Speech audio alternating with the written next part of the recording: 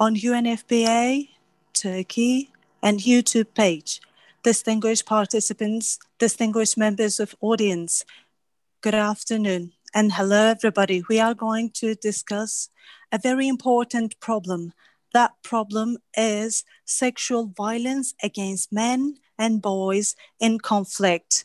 And we are not only going to discuss this theoretically, we are going to listen to very valuable, distinguished speakers studying and researching in the field.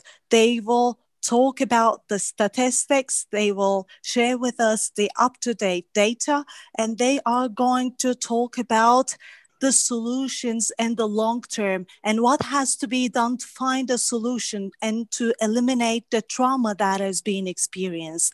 They are going to explain the actions to be taken. My name is Simge Fıstıkoğlu, and this topic is an important topic, and it's highly valuable that this webinar is organized on such a crucial topic. And I will act as the moderator. From UNFPA Turkey side, we will have representatives who will share with us some information. Deputy Representative of UNFPA Turkey, Ms. Zeynep Başaran Kutkan, will be with us, and our experts will share with us their slides, their presentations, and they will provide us some important information and try to answer your questions at the end.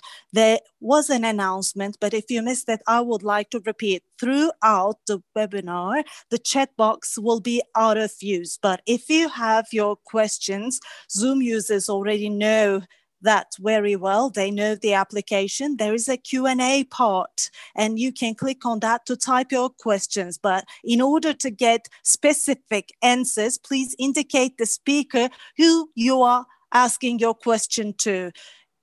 Of course, you can also talk about your job, your area of specialty, and where you work at. But even if you missed that part, please do not forget to type your questions for Q&A section. After all the presentations are over, I will ask your questions to our experts. And webinar is on live on YouTube. In the comments part, you can also type those questions that you want to ask about the information that you want to get. We are going to talk about a significant problem, and we will address it as a global problem. We are going to talk about gender-based violence, and we are going to talk about access to services by survivors and the problems they face. Of course, refugee men and refugee boys are the biggest victims of this problem. We'll talk about what they've been through and what can be done for them. And we are going to talk about the clinical aspect of this,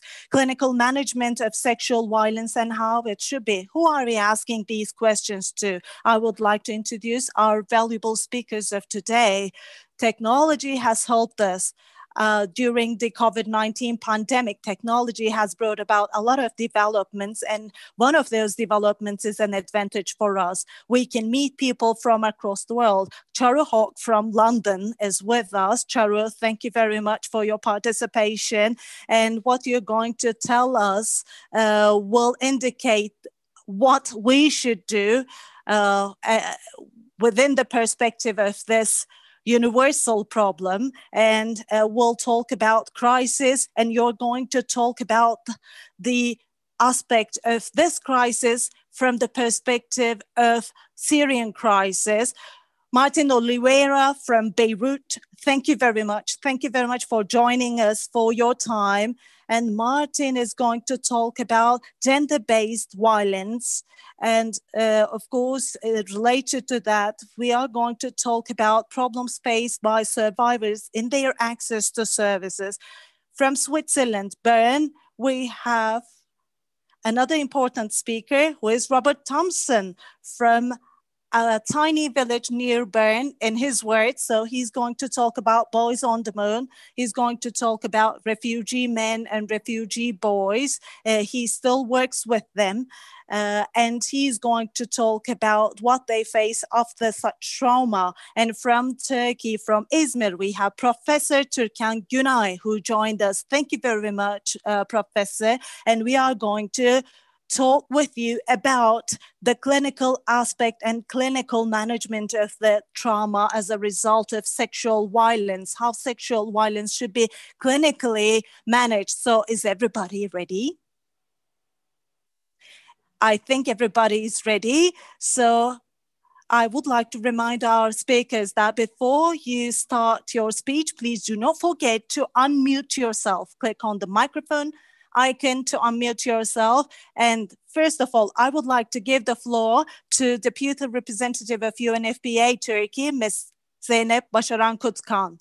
So you are going to leave a couple of minutes later, but we would like to hear your opening remarks concerning this webinar. And I would like to thank you very much on my behalf for giving me this opportunity to be with you today. The floor is yours. Simge Hanım, thank you very much. Thank you personally for the contribution you have provided, and thank you very much for this energetic start. Distinguished speakers, welcome to the webinar on sexual violence against men and boys in conflict, organized by the United Nations Fund to Population Assistance, UNFPA Turkey.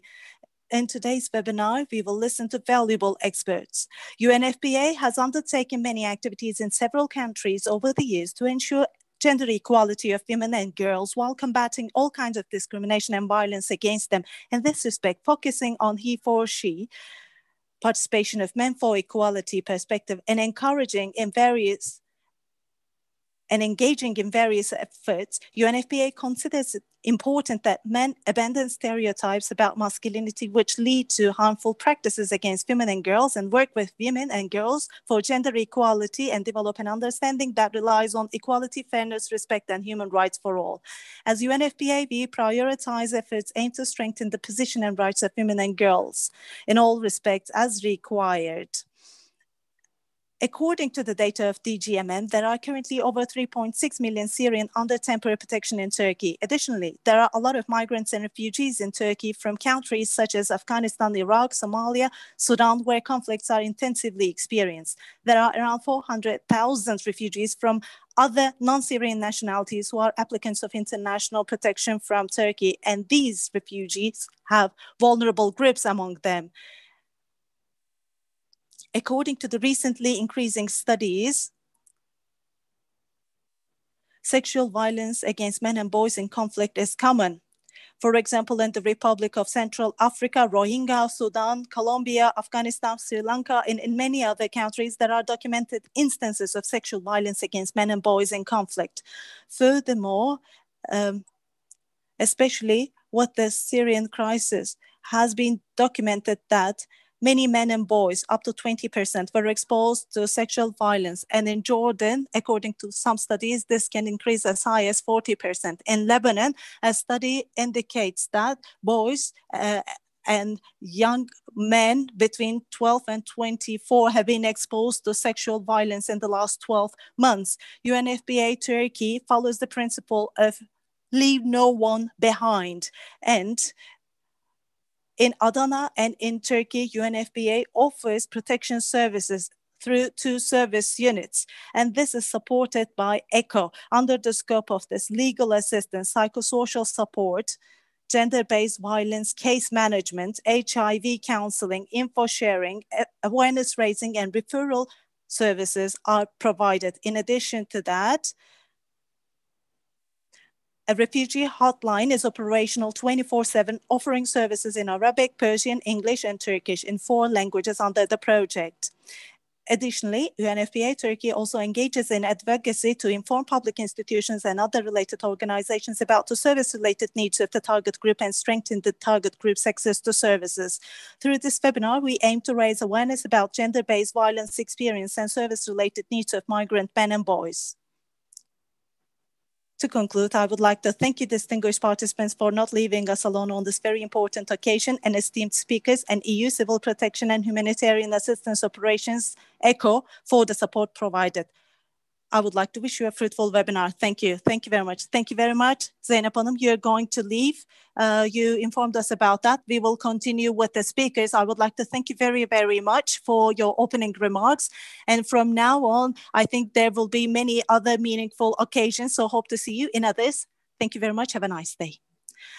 Zeynep Hanım, shared with us her opening remarks, and she shared with some statistics with us, and that indicates, especially during the crisis situations, men and boys can be subject to sexual violence. And this is a fact that we cannot deny. So this is a fact that has to be taken into consideration. I would like to underline that across the world, when there is sexual violence, women and girls are the victims in higher rates. However, as we have heard from Zeynep Hanım's opening remarks, boys and men are also no exception as regards sexual violence cases. We cannot disregard and we cannot overlook the data and the statistics in this respect, as indicated by Zeynep, in line with the principle of leave no one behind. All survivors of this phenomenon should be provided with assistance. So trauma faced by girls, women are in no way ignored, but sexual violence experienced by men and boys is another aspect which we cannot ignore. That's why we organized this webinar focusing on this very special theme. So I just wanted to underline this. Charu, over to you, from London. Thank you very much for your time. Thank you very much for joining us. So Zeynep Hanım shared with us some statistics. However, of course, we can see from the data that she provided that especially in crisis situations, when there is a civil war, unrest, or conflict in a country, sexual violence rises even more. And of course, there is an, in brackets, I say, visible. It's not really easy to make it visible in brackets, and it's not really easy to have it recorded and documented. And you see this as a universal problem. I know that. Therefore, related to this problem, what are the up-to-date data that you'd like to share with us? So very near us, there is a crisis that is ongoing, very near to Turkey in Syria. There's a conflict that has been ongoing, and you have some studies. So if you're ready, we can leave the floor to you. Thank you very much, Sigme. A big thank you and a vote of thanks to our hosts, UNFPA, our partners, UNHCR, and our dear colleagues from all over the world who are joining us on this very important discussion today. We are very grateful to UNFPA for the leadership it's shown, especially in Turkey, in responding directly, and as Zeynep identified, very concrete measures to respond to this very egregious violation. I'm now going to share my screen with you, and bear with me for a second. Here we are. I hope you can see my screen now. Today's presentation will be on sexual violence against men and boys, looking at it from the perspective of the work that All Survivors Project has been doing thus far. In terms of how we will structure this presentation, I'd like to talk a little bit about what we know about this violation against men, boys, and LGBTI individuals at the global level, then specifically in Syria and Turkey, and what All Survivors Project is doing as an organization to advance prevention and responses to sexual violence against men, boys, and LGBTI people. So moving on from here, the question that I think has come up to in everybody's mind is, what is the scale of this problem? We all know that women and girls are horrifically and disproportionately affected, but we also are aware that men and boys do face this violation. What are the numbers? What is the data like? Data is very, very scarce. However, All Survivors Project has begun a recent project, a small initiative to begin to document at a global level and collect all the information that is available to us on sexual violence against men, boys, and LGBTI people. This database is based on, it's rooted in data collection and evidence gathering.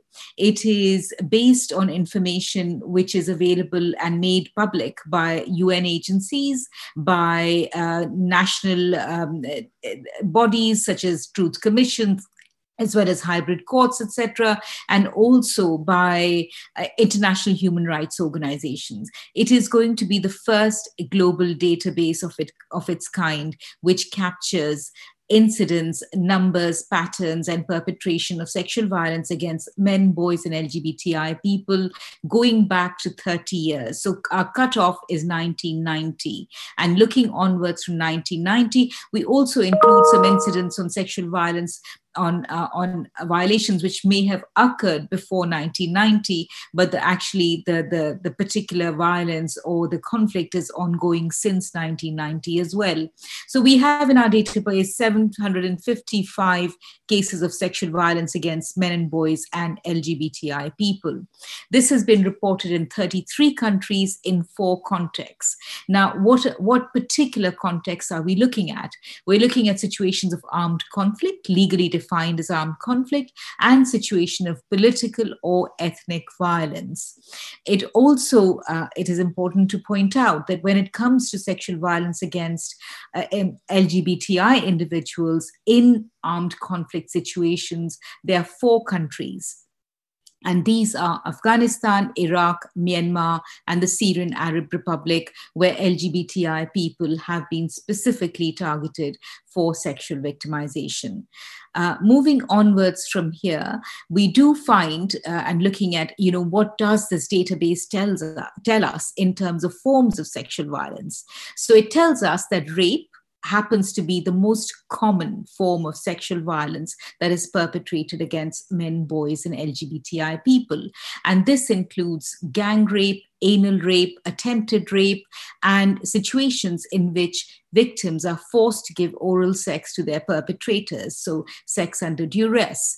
The second cluster of violations, which constitute another dominant form of violence that is used globally, again, I'm drawing on the global data, is genital violence. And this includes electric shocks, beating, blows, crushing, castration, and other forms of mutilation. It also includes forced nudity. Now, one of the things I should have said before, and I do apologize, that this data should carry a trigger warning. This is very difficult data to understand, to process, to come to terms with, but it is a fact. It is based on documentation that it exists, on public documentation that exists.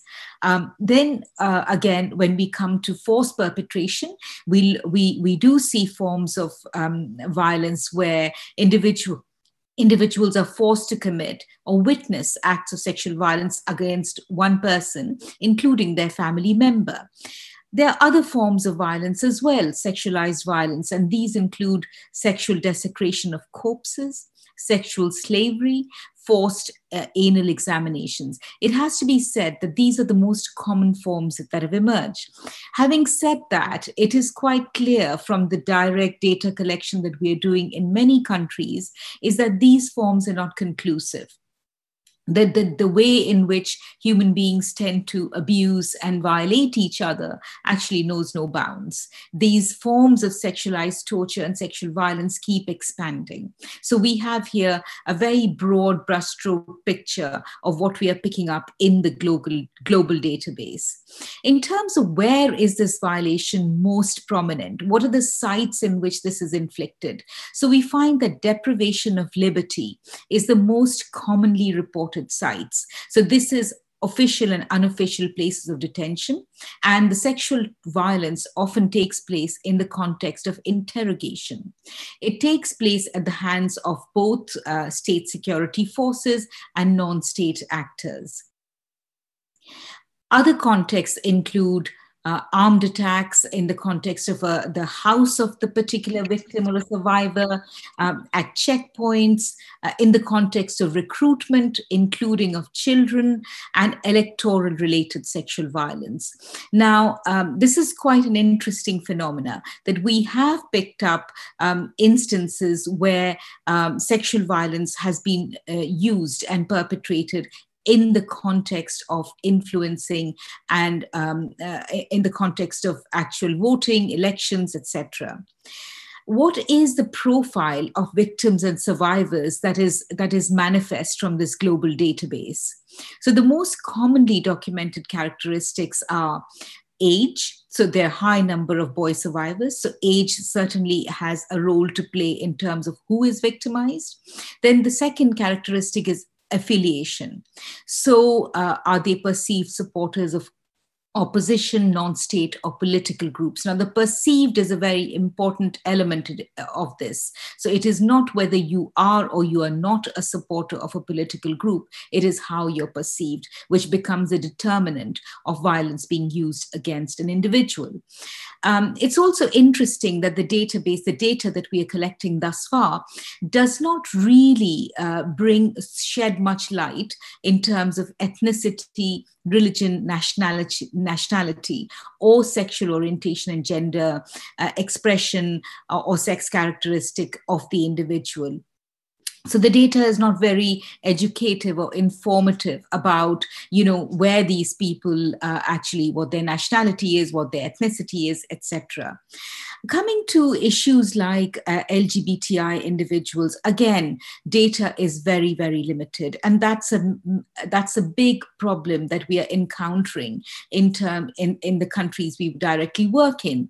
That data collection for individuals of diverse sexual orientation and gender identity remains very, very thin for a multitude of reasons. However, the database does tell us that most reported cases are against gay males and transgender women.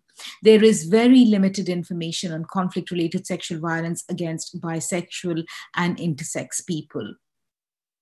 Now, I'd like to zero in on our research and our fact-finding on Turkey and Syria.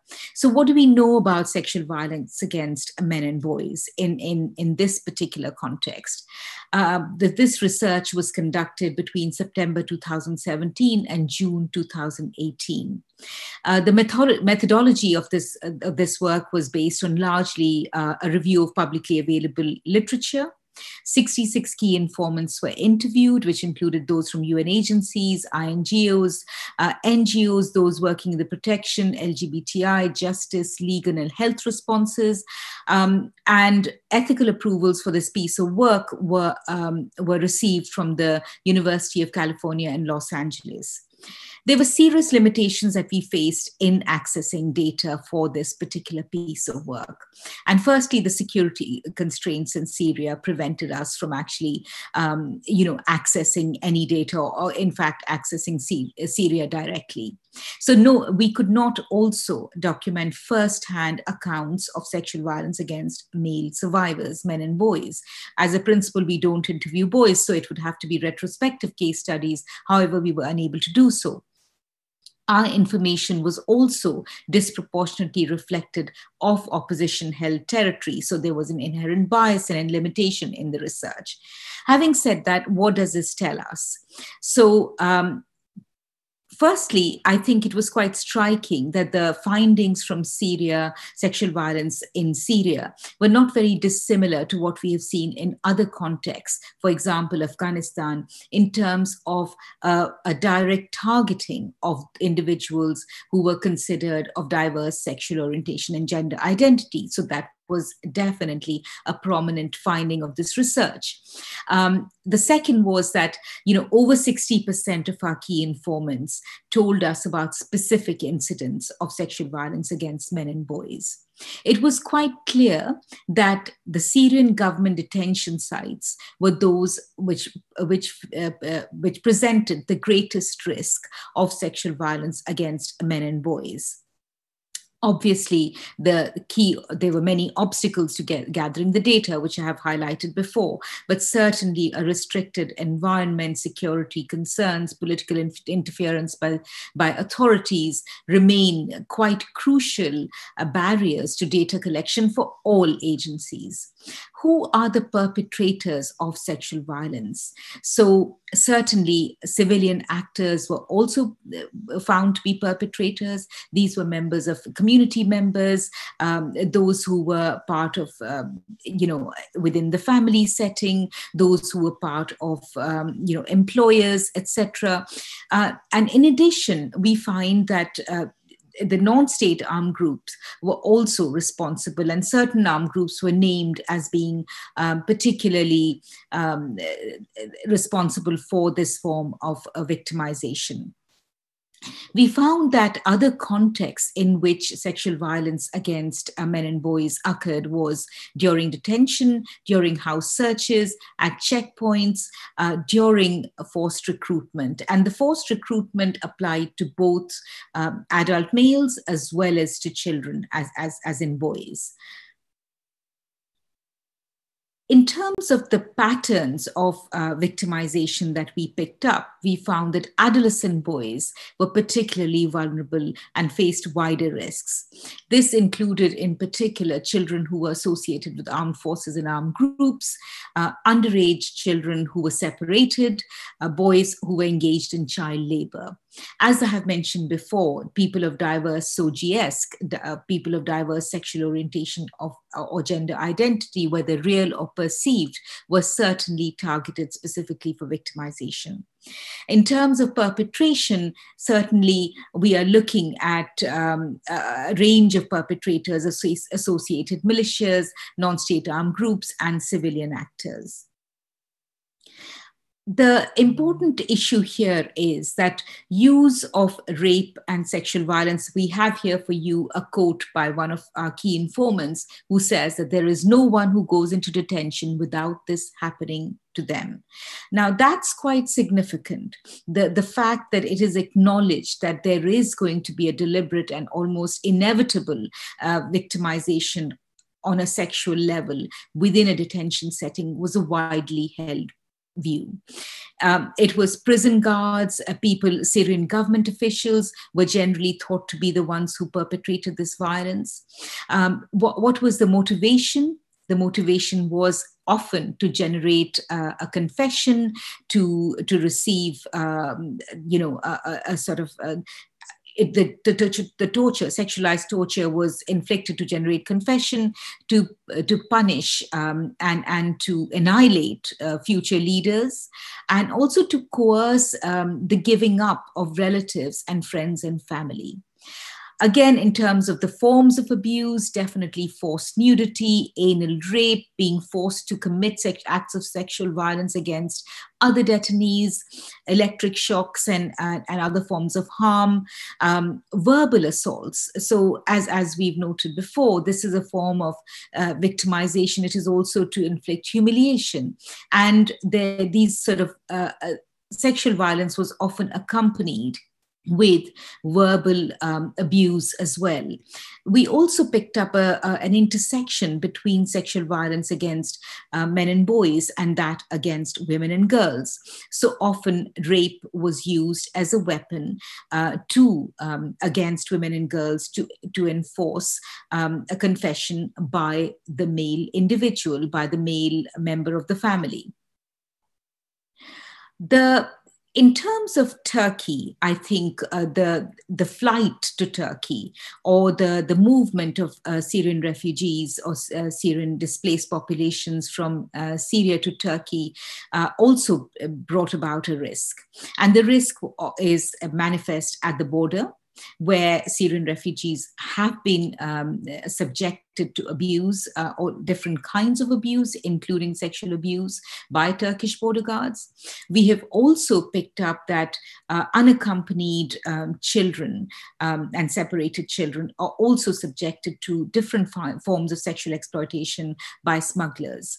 Certainly the precarious economic and social condition that this population finds themselves in Turkey contributes to their heightened vulnerability. The contexts within Turkey are generally, in the context of labor, in the context of camps and orphanages and public spaces, and within the family and the community as well. There is definitely a targeted sexual victimization of LGBTI plus people from Syria as well. So what do we really know about the humanitarian responses? And this brings me to the second part of the presentation. So what do we know about humanitarian responses that exist in terms of addressing this violation as a whole? Last year, over the course of 2019, we did realist literature review along with London School for Hygiene and Tropical Medicine, examining literature from lower and middle income countries. And that pointed out to an interesting finding.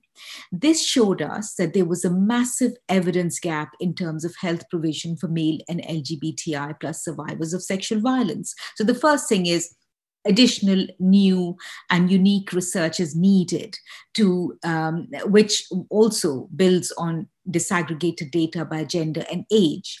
The second major finding was that gender norms are embedded in health and behavior provision. So addressing misconceptions and prejudices and biases on the part of service provider is a key to tackle barriers to care.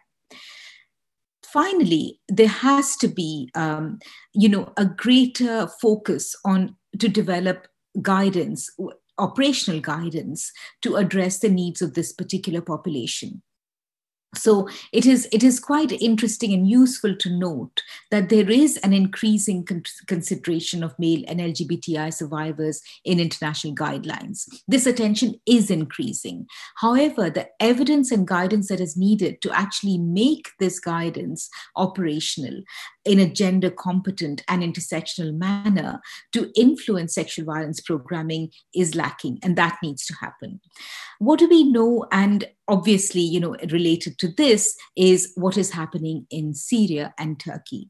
And in Syria, we find, why are humanitarian services not responding to male survivors despite knowledge of this particular form of victimization?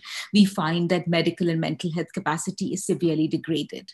That, there are acute and competing priorities, a low number of males accessing medical care.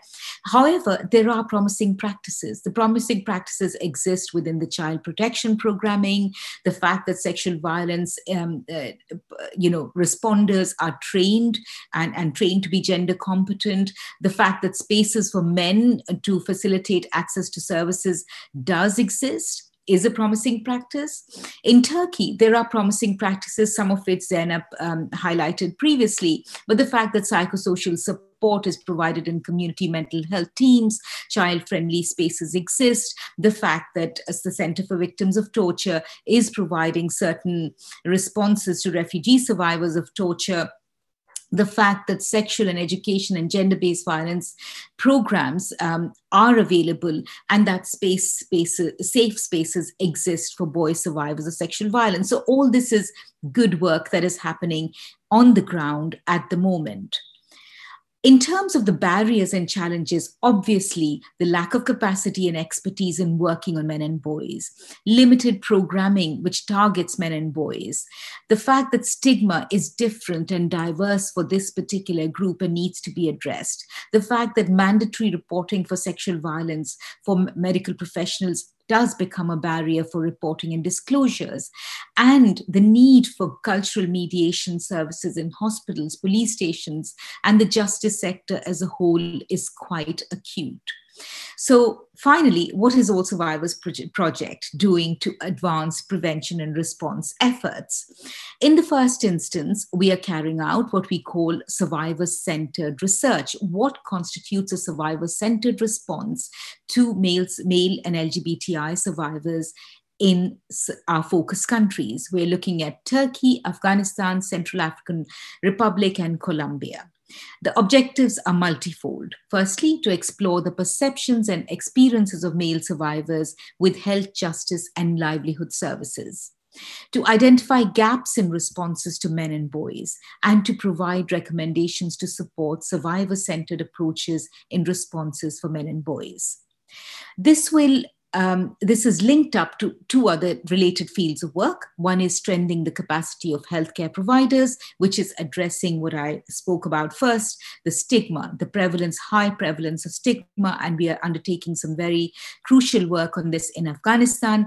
And secondly, how to equip national human rights institutions to safely and ethically monitor this violation. And this is ongoing in our partnership with UNAMI in Iraq, with Afghanistan Independent Human Rights Commission in Afghanistan, with UNHCR in Central African Republic. Having identified that sexual violence in detention settings is a core issue that needs to be addressed, we have developed, in partnership with Harvard Law School, what we call the Principles for Preventing Conflict-Related Sexual Violence in Detention. These principles draw from existing law and authoritative jurisprudence and outline what can constitute the international community's response in preventing this in detention settings. These resources are available on our website. I welcome you to please download them and use them in practice.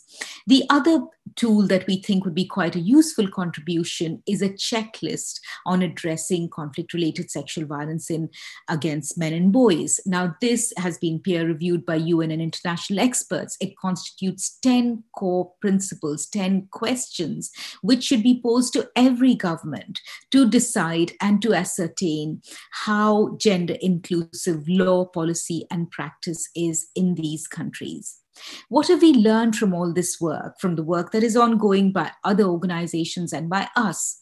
Firstly, that it is important to build an evidence base, that research is vital and it lies at the heart of responses, at the heart of context-specific knowledge. It should involve male and LGBTI survivors, and their participation, the participation of survivor networks, is key to informing responses. And finally, the focus on men and boys must not detract attention from or otherwise negatively affect programs for women and girls. I thank you very much for your attention and look forward to answering your questions. Thank you.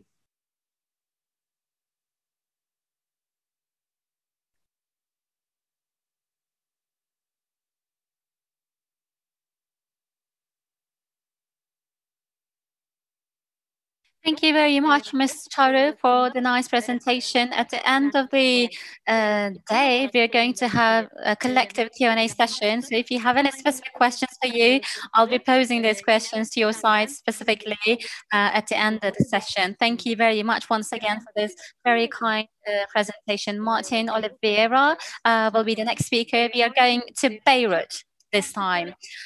Well, Martin, what Charu told us was about how the sexual violence increased in the times of conflict in problematic areas, especially how the sexual violence also increases in conflict-ridden places, in conflict-ridden regions and countries. There are cases as high as 40% of sexual violence, she said. A special example from Syria was striking on my side. I really got so much sad. And she said there is almost nobody who is detained and not subject to sexual violence. And she said it is almost indispensable. It is so sad. I mean, so this is a systematic type of torture. Maybe it is the sexual violence is a type of systematic torture, you might think.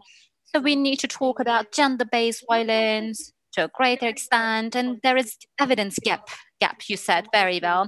I'll be posing the same question to Turkey as well. Do we really have evidence gap in the rape as well in Turkey? I'm going to ask this question to Turkey later. And there is also a kind of inaccessibility by the victims to the services in this respect. So Martin, what you have to say is also important. The floor is yours. Thank you.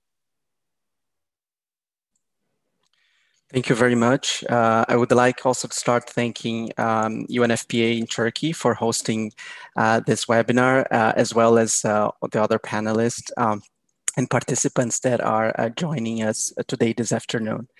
So I'll start sharing my presentation just now with you.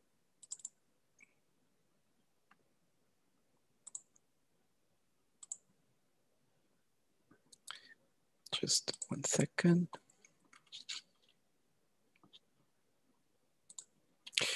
Okay, so I'm going to be talking to you, presenting one study that was conducted by UNHCR in October. It was released in October 2017. However, this study remains very relevant for us nowadays, and I would like to also bring the perspective, particularly also in the context of Lebanon, although the study was also conducted in other two countries, in Jordan as well as in Iraq, in Kurdistan region. But I would like to focus on some of the findings and some of the services available that is provided in Lebanon. Yes, that study was an exploratory study back then, 2017, that would like to focus to understand the situation of sexual violence against men as well as boys in the Syrian crisis in these three countries that I mentioned, as well as issues related to access to services. So the study, when it comes to the situation, we want to understand the main group affected, the main groups that were impacted by this kind of violence in Syria, as well as in the three countries hosting Syrian refugees. We would like to understand also with this study the circumstances that the survivors face this type of violence, and myths around the issue of sexual violence against men and boys. And then also when it comes to access to services, the study explored the main services available, supported by UNHCR with its partners, the barriers often for survivors to access those services. And we, as the study brought some recommendations, some key recommendations on how to tackle, and also, as the previous speaker mentioned, to ensure and enhance the programming inclusion also for men and boys who are survivors.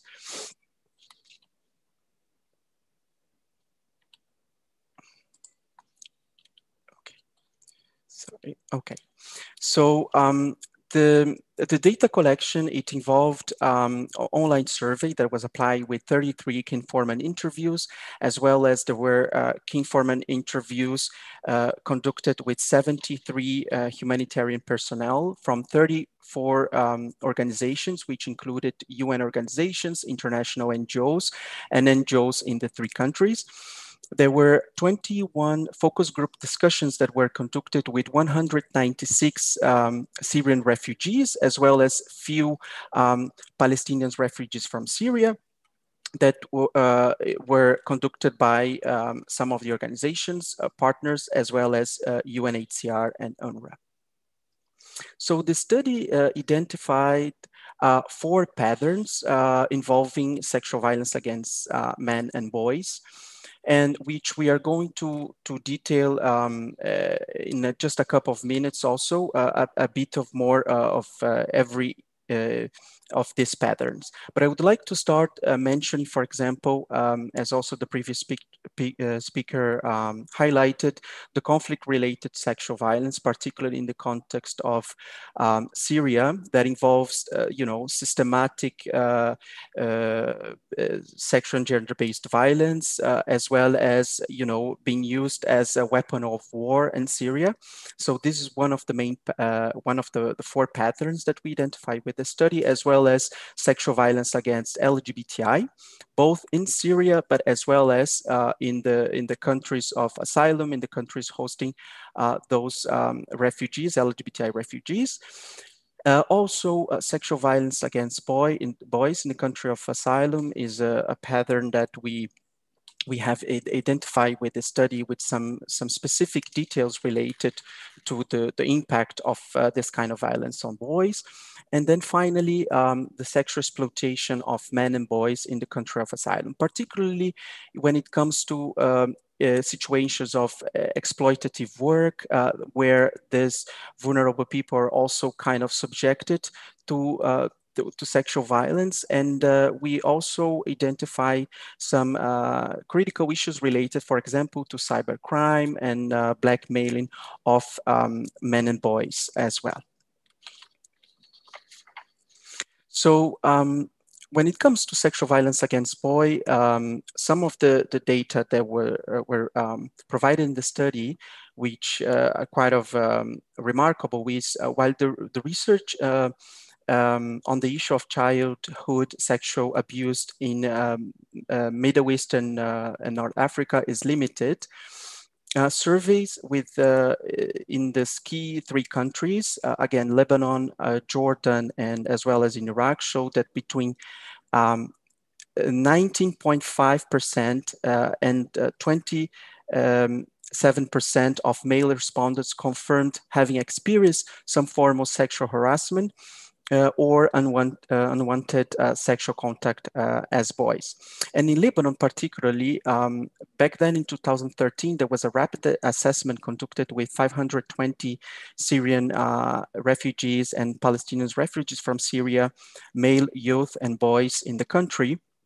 That revealed that 10.8% had experienced incident of sexual harm, harassment in the previous 3 months. And among them, none had access to services at that time, as the study highlighted.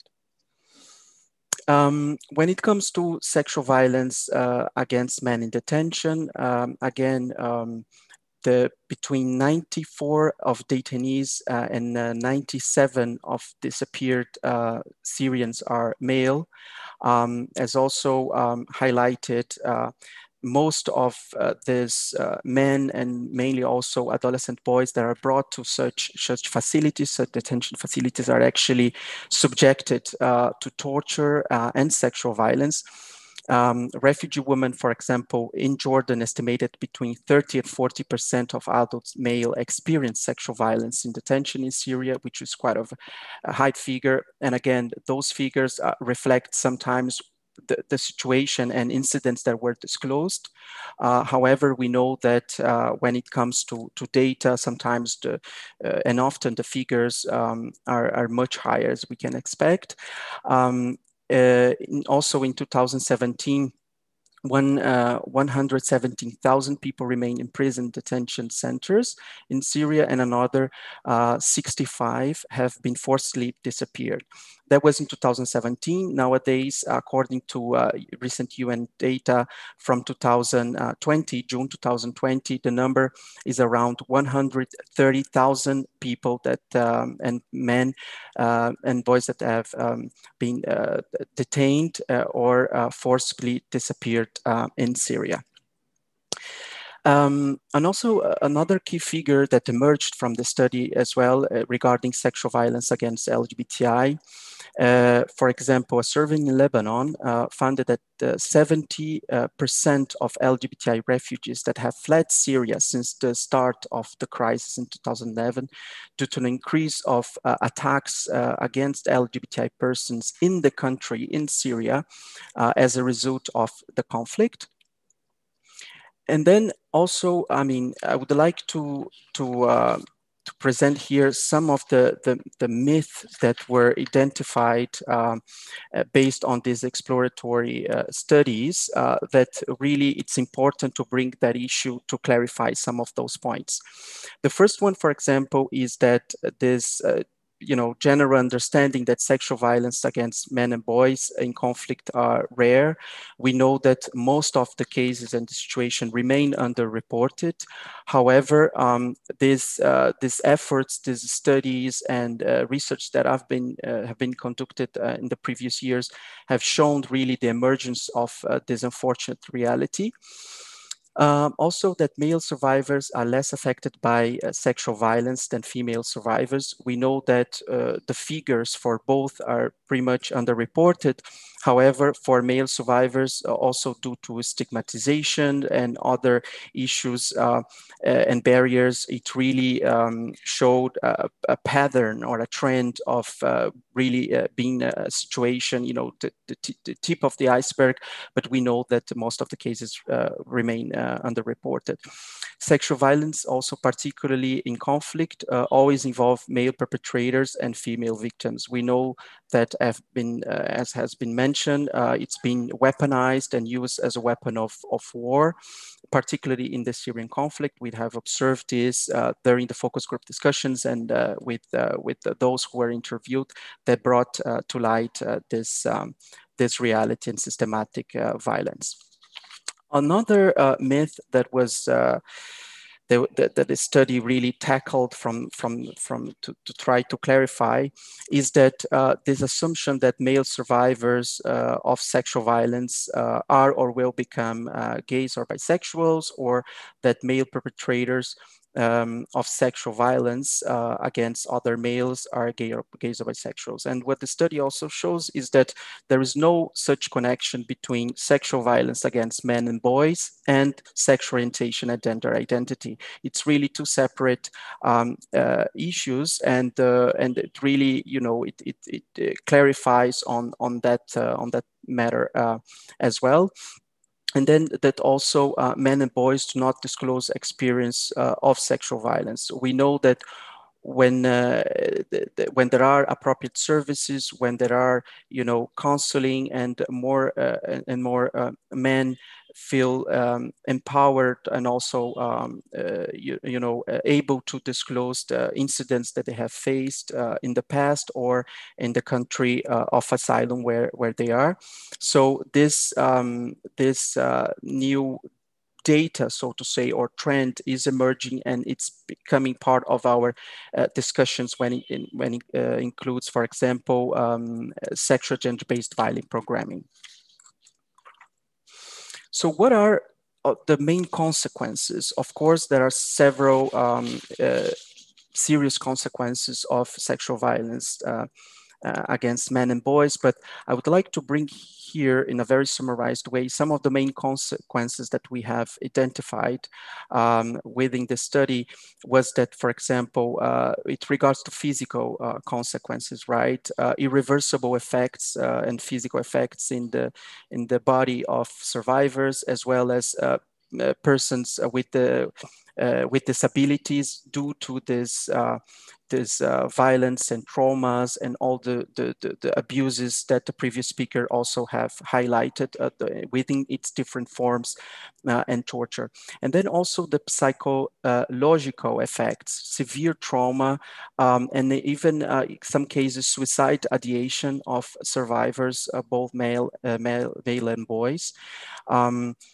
When it comes to social life, severe also trend of those who survived sexual violence being isolated and feel, you know, stigmatized and also shamed from what they have suffered.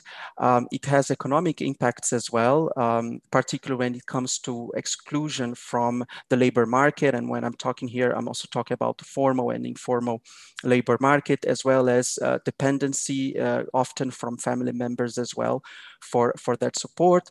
And then particularly also for boys and adolescent boys, it's the,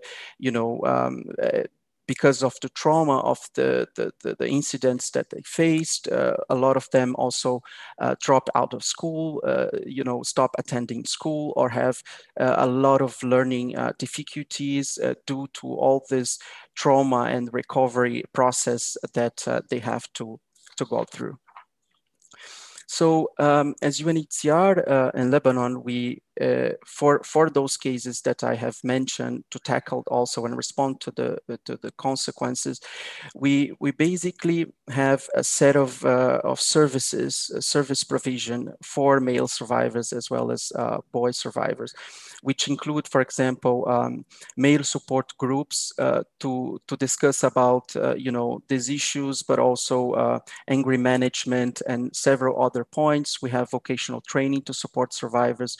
We have cash-based intervention as well for those eligible cases who actually can, through cash, also meet basic needs and also be protected. For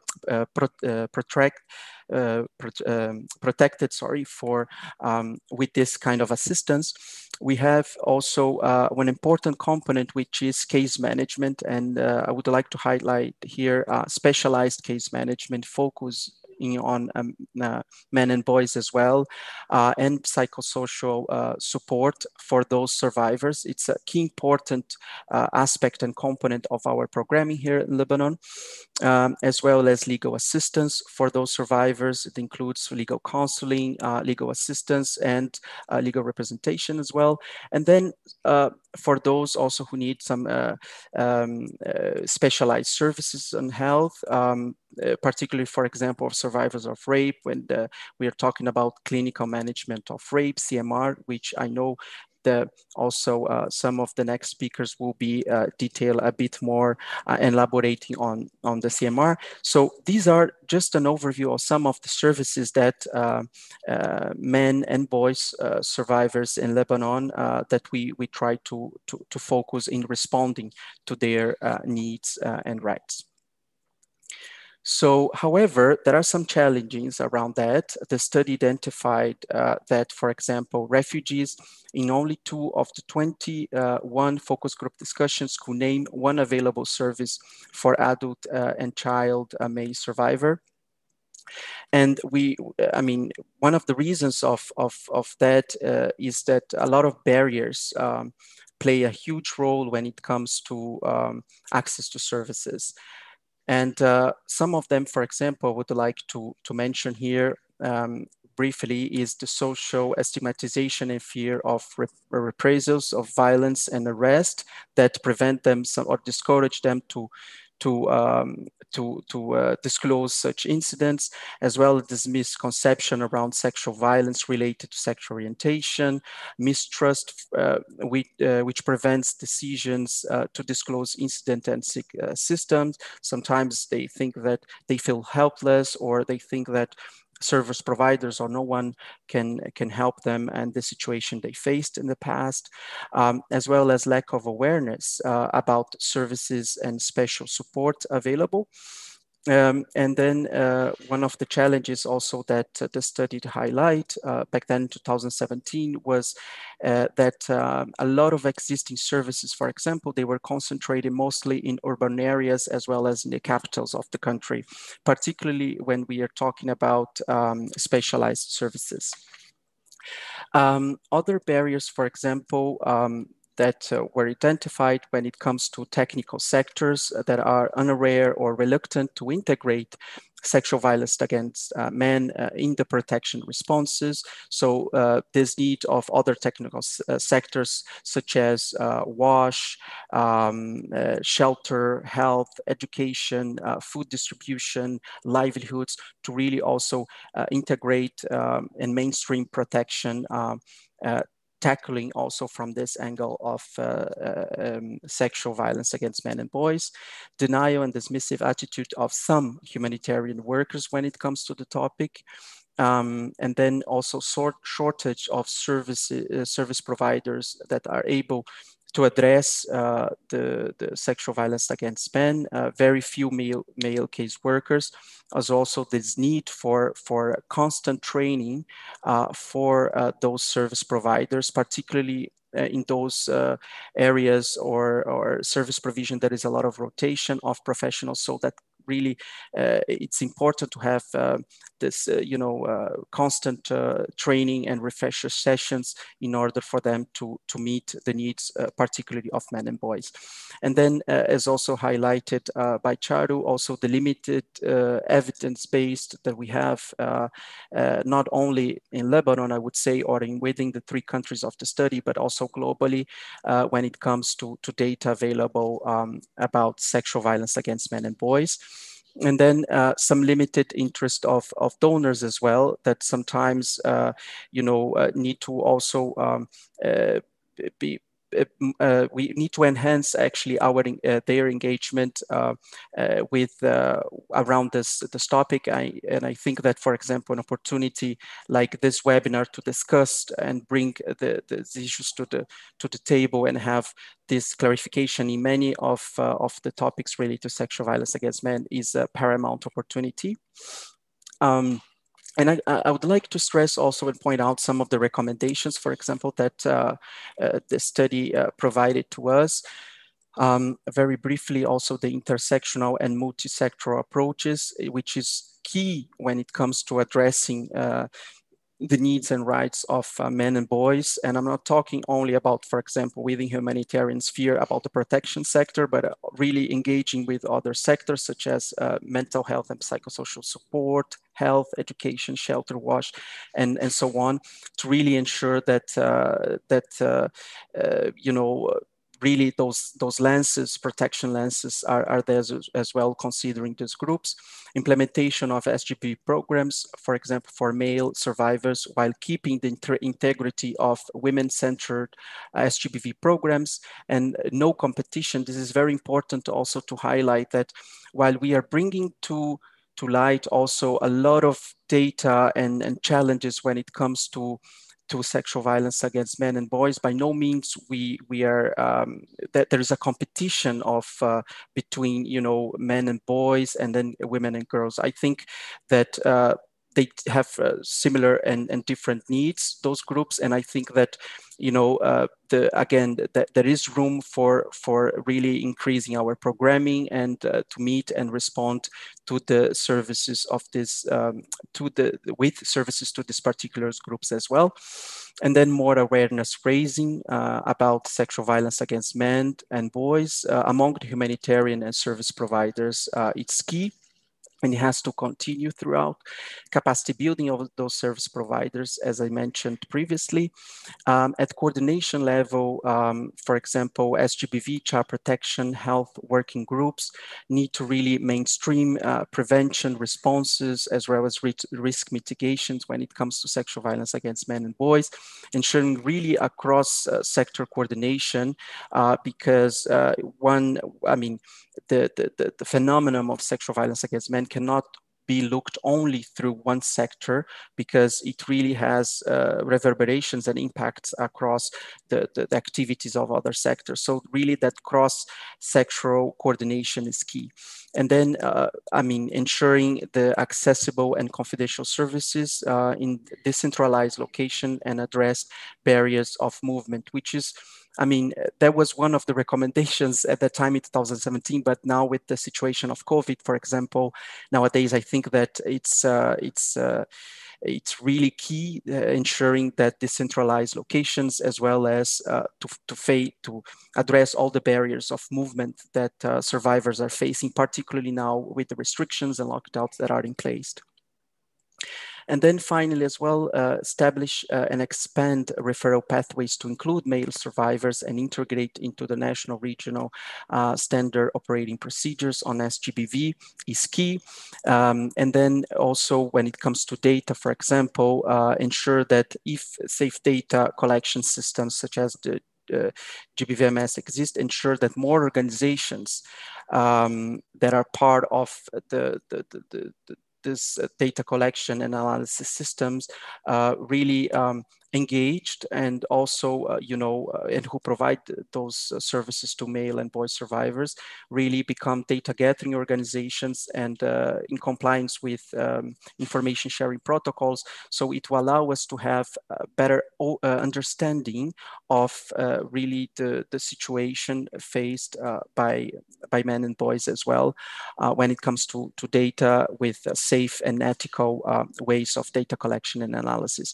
And then also for donors, it's key to ensure the continuously to support on SGBV research, prevention, response, and risk mitigation programs. I think that, again, this initiative here today, hosted by UNFPA in Turkey, is also show an example of these efforts in order to tackle this issue and include all male and boy survivors and LGBTI survivors and other minorities as well. Thank you so much. And I'm happy to answer your questions. The floor is yours. Thank you.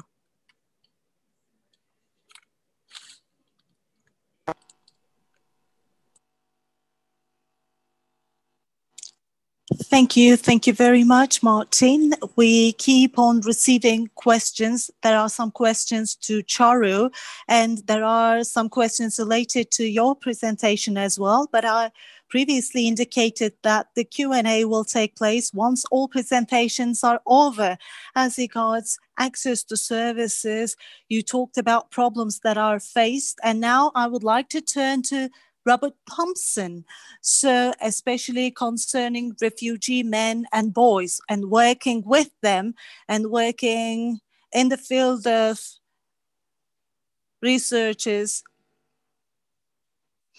concerning sexual violence they've been exposed to is important for shedding light to prevent these cases for others. Your studies will be enlightening. You're going to talk about boys on the move, and I assume it's not easy to work with refugee men.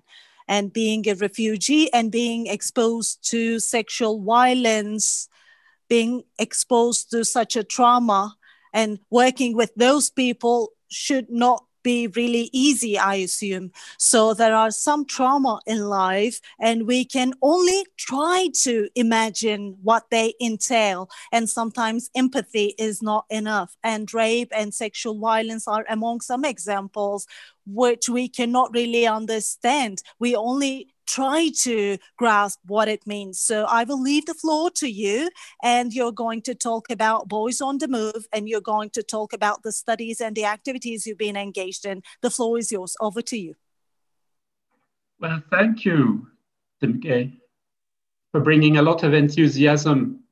I can tell from the voice of the previous speakers and yours that we are aware that this is a very delicate issue, but we're also aware that we can invest our energy. And sitting here in Switzerland, thinking about the young men and older men, the young boys and adolescents who have been through these terrible, terrible incidents that are of concern to us today. I'm happy to know that the energy that concerned people can bring will be a great help to the hundreds of thousands of survivors of this kind of violence. But in my short presentation, I want to also focus on something very positive, that yes, we can do things to help. In preparing these interventions, as I will present, I'd like to thank not just UNFPA Turkey, but also the regional office and other UNFP offices around the world that have worked with UNICEF, with the Scouts, with other youth organizations to put together helpful, simple packages of work that help young men and boys.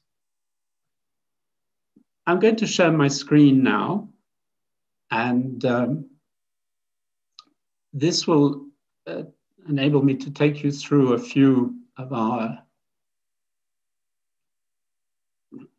useful and helpful ways of work that UNFPA and others have developed when working with refugee men and boys.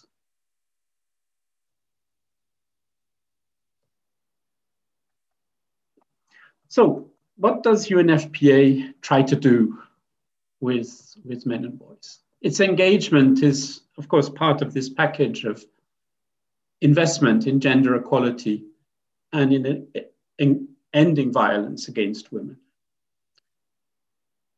Good ways to do that are to challenge harmful stereotypes, including those on manhood, and to make it clear that women and girls and men and boys can work together side by side. And it's mutually empowering because it's respectful and it builds an interest in healthy relationships.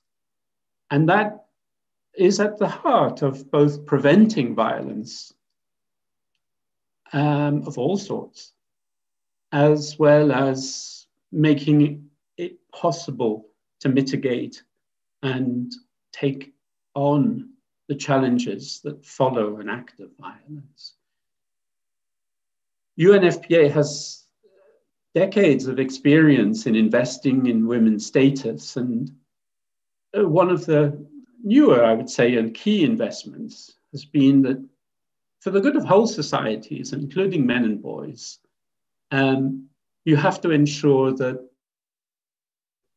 while not forgetting that the burden of violence, like in sexual health and reproductive health in general, is borne by women, it's good for services to be ready and willing to welcome all potential users. And that's a good starting point for saying why we should do things that are focused on men and boys.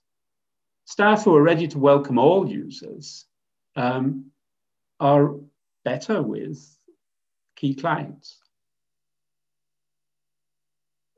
UNFPA is also very keen to try and gently challenge heteronormative prejudices and to ensure that those damaging stereotypes don't infect the way we deliver comprehensive sexuality education. UNFPA has led the way really with recognizing that men and boys are not just potentially perpetrators, but also victims. And that's taken a lot of gentle manipulation of the prejudices even of UNFPA staff to be able to see that men and boys are part of the solution and not just part of the problem. And UNFPA, of course, has, within the limits of its very limited resources, honestly speaking, has tried to make mitigation services, clinical, social, legal, available to all, including male survivors. And the big picture, which helps understand why the intervention I'll shortly present is interesting, is that part of the most successful handling of the public health crisis that violence against women turned out to be, is that the solution is not just a clinical one, it's an economic investment challenge. And that it's the same when dealing with men.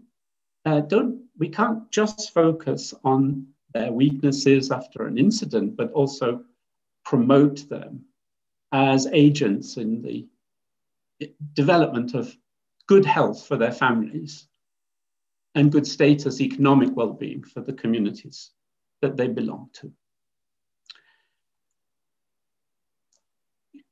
Boys on the Move is actually a partnership between partners like the UN, non-governmental youth organizations. It's been mostly operational in Europe and Central Asia, thanks to the humanitarian team of UNFPA in Istanbul. And it's been focused not so much on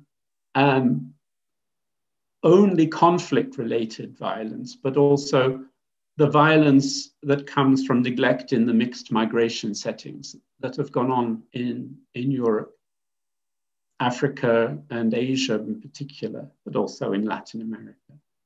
And that partnership has invested in, if you like, drawing the lessons learned from those researches that Karu and Martin have referred to. And we've seen that, there's lots of reasons to really get busy with working with men and boys, because the expectations on men and boys is very high, sometimes very unreasonable. And it's particularly unreasonable in the context of conflict and mixed migration because of the huge consequences of mixed opportunities for formal schooling. And so the moral imperative is to get involved. But yet we know that there have been fewer and fewer opportunities for protection and risk mitigation because of the falling investment in dealing with the human consequences of conflict and migration.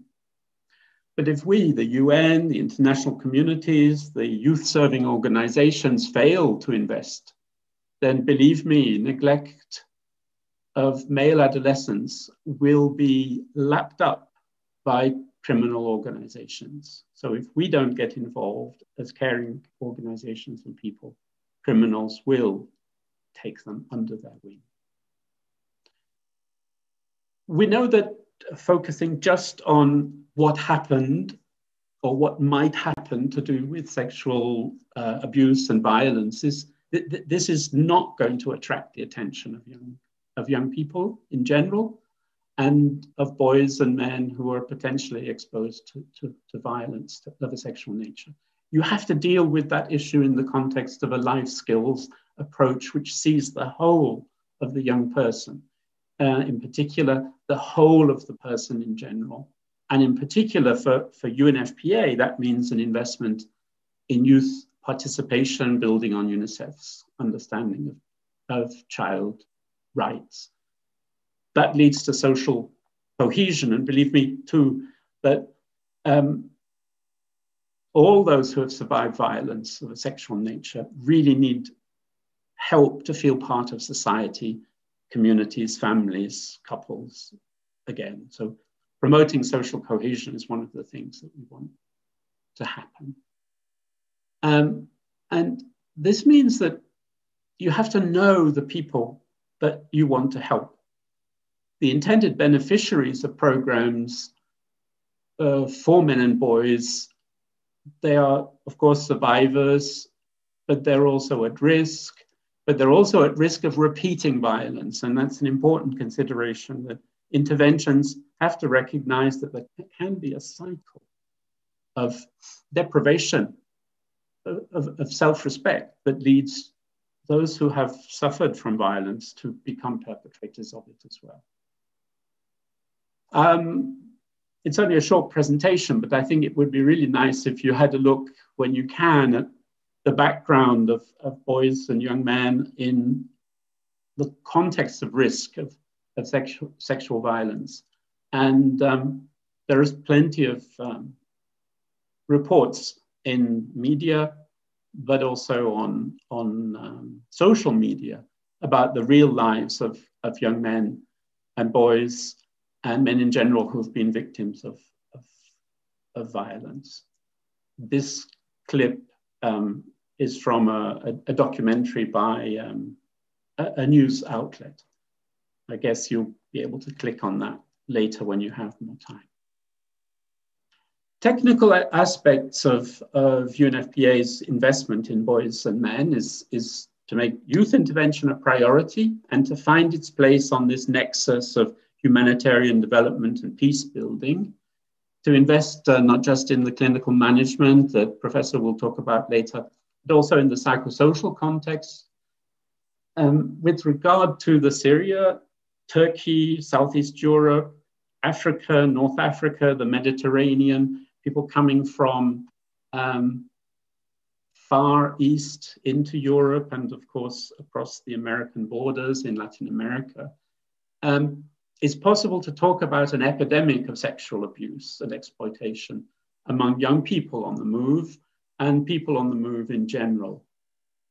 That is one of the urgent reasons why we have to invest in mitigating and preventing. As I said, life skills approach is probably, in our opinion, one of the best ways to build a program of non-formal education and to roll it out wherever you're investing in community development, community interventions. It could be in the humanitarian context, including in the pandemic one that we have now. It has a place working with men and boys in acute emergencies and in chronic emergencies. And part of the reason for that, of course, is that adolescents in particular, but men and boys in general may have lost access to family support, social networks, health services. Their loss of livelihood puts them at additional risk, both of exploitation and to exploit. And adolescents in particular may be without access to services, information, and so on. But that's the downside of the picture. It's also possible in a development perspective to think in terms of how to recover services, both for adolescents, but also for others in general. Planning for comprehensive aftercare often is a good benefit from interventions in conflict. settings, because you can often do things that you couldn't do before. When there's a lot of emphasis on emergencies, on managing conflict, then sometimes difficult and sensitive issues can find their way to the top of the agenda, and it's something to keep in mind as a positive.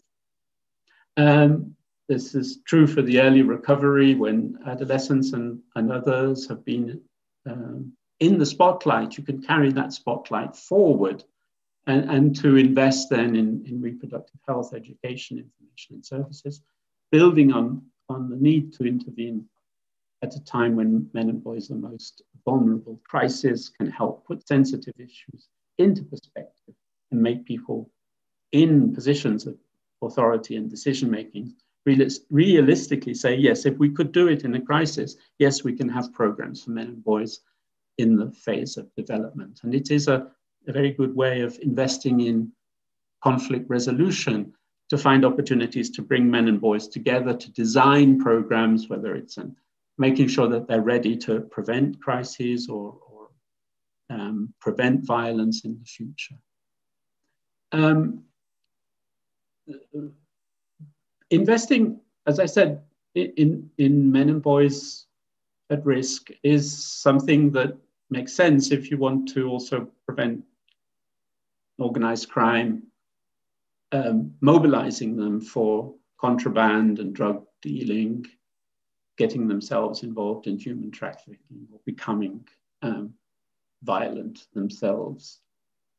The word of caution, one of the things we've learned trying to work with men and boys in, for example, in West Africa, is that associating work with men and boys with the issues of sexual orientation and gender identity and gender-related stereotypes, it's a very delicate balance. You can't make it look as if you're promoting any particular approach, any particular prejudice for or against. And this is extremely important where issues of sexual orientation and gender identity are under the focus, under the spotlight, particularly where these matters are illegal. Nonetheless, it's important to recognize that child marriage, for example, and other harmful practices like survival, sex, and substance use have become an even bigger problem in a time of conflict. With child marriage, this often means that it's seen as a way of shifting responsibility, but it's of course another kind of violence too. There are few boys that are trafficked into child marriages. It's mostly girls and young adolescent girls. But nonetheless, working with men and boys is an opportunity to challenge the recourse to these survival mechanisms. I've mentioned a couple of times this simple life skills program that we've developed for unaccompanied male adolescents who are at risk. It's just to say that in a program of mitigation or we've talked about safe spaces for boys, safe spaces for young men and men in general. What you do in those spaces, it can't be just, oh, please sit there and feel safe. We suggest that, you really need to stage learning so that people are encouraged to come and benefit from the safe space in order to know and understand themselves, be exposed to programs that challenge them to take care of their health, their emotions in general, to seek harmony. And so our program really emphasizes interpersonal growth, despite whatever violent trauma has been experienced. And that means focusing on communications, relationships, and sexuality. We've done that even sexuality in a package accessible to even 10 to 14-year-old boys. But you can't just focus on sexual violence. You have to help them understand the bigger society issues and educate on understanding culture and planning their lives even after a traumatic incident, and bringing up questions of how do you deal with earning a living. But in the context of a human rights violation, like sexual violence, it's important to also recognize the importance of keeping values alive and showing connections to each other and to potential loved ones and potential partners. So yeah, we have designed this nice staged learning approach, which you can access online, and embedded into it at levels appropriate for younger adolescents, older young men and other men, are the issues to do with coping with sexual violence. They're embedded into a program rather than the color of the program itself.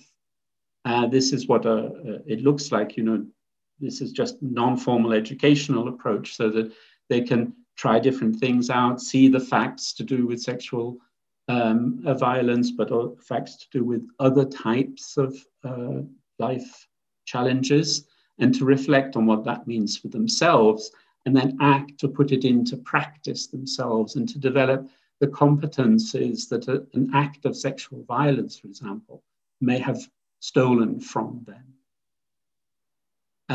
We have developed nice sessions for younger adolescents and for older ones. The older ones, the program is, the boy looks a little bit older now, as you can see from this illustration from the front cover of the facilitator's guide for working with boys. And the links are there. I hope you'll be able to access them through the website of UNFPA. Just to mention then again, it's a staged learning approach. Don't just jump straight in and try to educate about sexual violence. Put abuse and neglect and so on in a package so that young people in particular, but men who have been violated, can see the bigger picture in their lives. And that's what this staged learning is about. Knowing and understanding yourself, knowing and understanding others is the heart of overcoming the trauma, the psychosocial and emotional trauma. Professor will talk about the physical trauma later.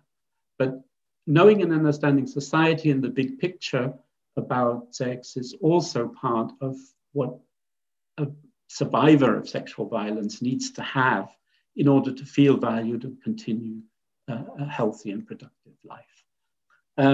Just to conclude with what does all this mean from the perspective of an educational activity? Well, just this one simple example. When you're talking about gender equity, gender equality, accepting differences and so on, it's nice to talk about that in a practical way. And so we, just as an illustration, we have a simple activity where we ask members of let's say a men's group or a boys' safe space to recognize that when you turn the yin and yang symbol around, it becomes one. Try it at home with a cardboard circle. Just like us in institutions need motivation to keep going. When you work with men and boys, be goal-orientated, value the soft skills, make sure that what they learn is useful where they are, whether in transit or in a destination country or going back to their country of origin from a conflict. And recognize that an investment in life skills produces good results for our bigger programmatic hopes. We reduce violence, we mitigate risk, we reduce risks of infections from STIs and so on. This is not to say that the clinical interventions are not useful. Of course they are, but we have to look at sexual violence against men and boys through a bigger lens. Thank you so much.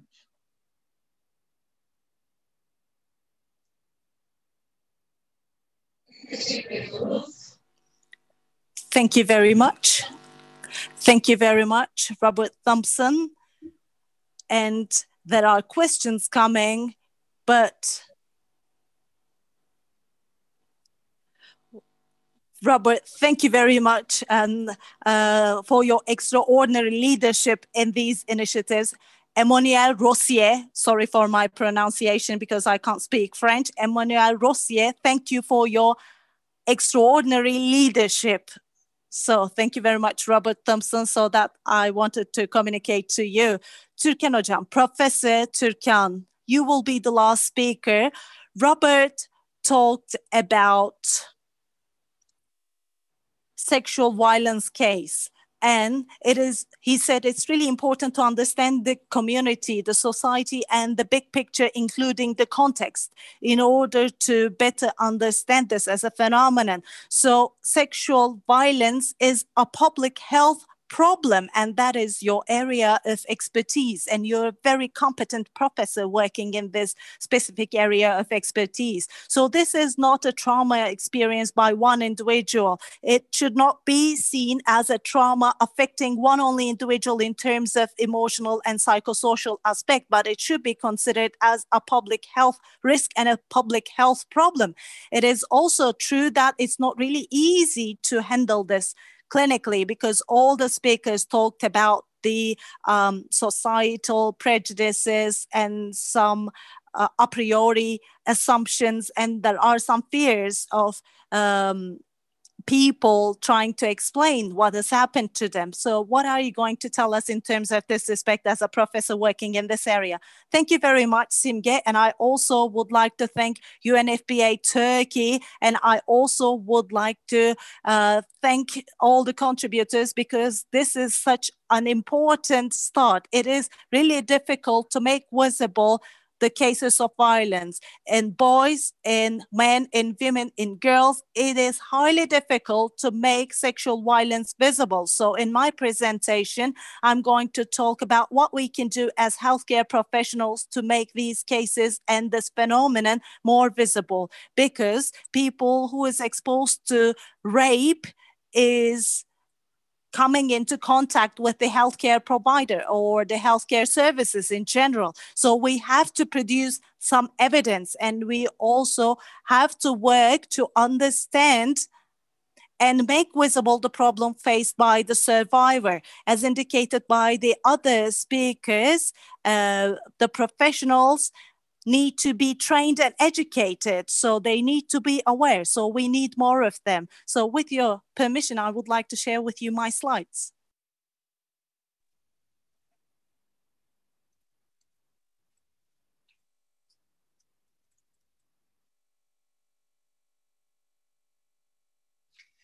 Clinical management of rape and approaches to clinical management of rape would be the topic of my presentation. This has been underlined many times before.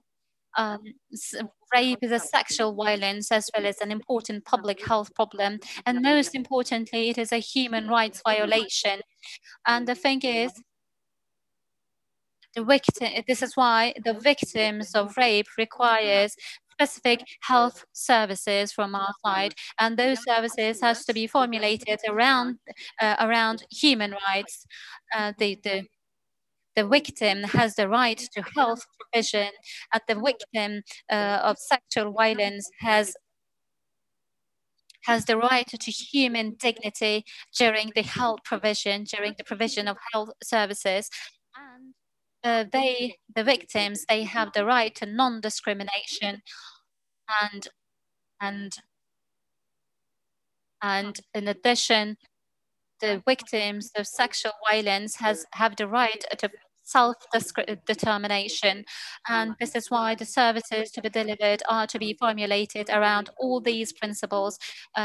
They have the right to self-determination. That is why we need to seek consent from the victims when we need to do an intervention on their on themselves, on them.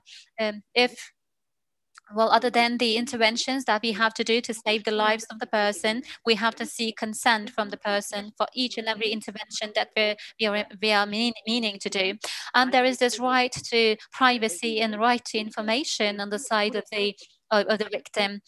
And plus, there is this right to confidentiality on the side of the person. If the victim doesn't want us to share his information with others, then shouldn't be sharing, we mustn't be sharing that information with others. We must be paying utmost importance to confidentiality and privacy.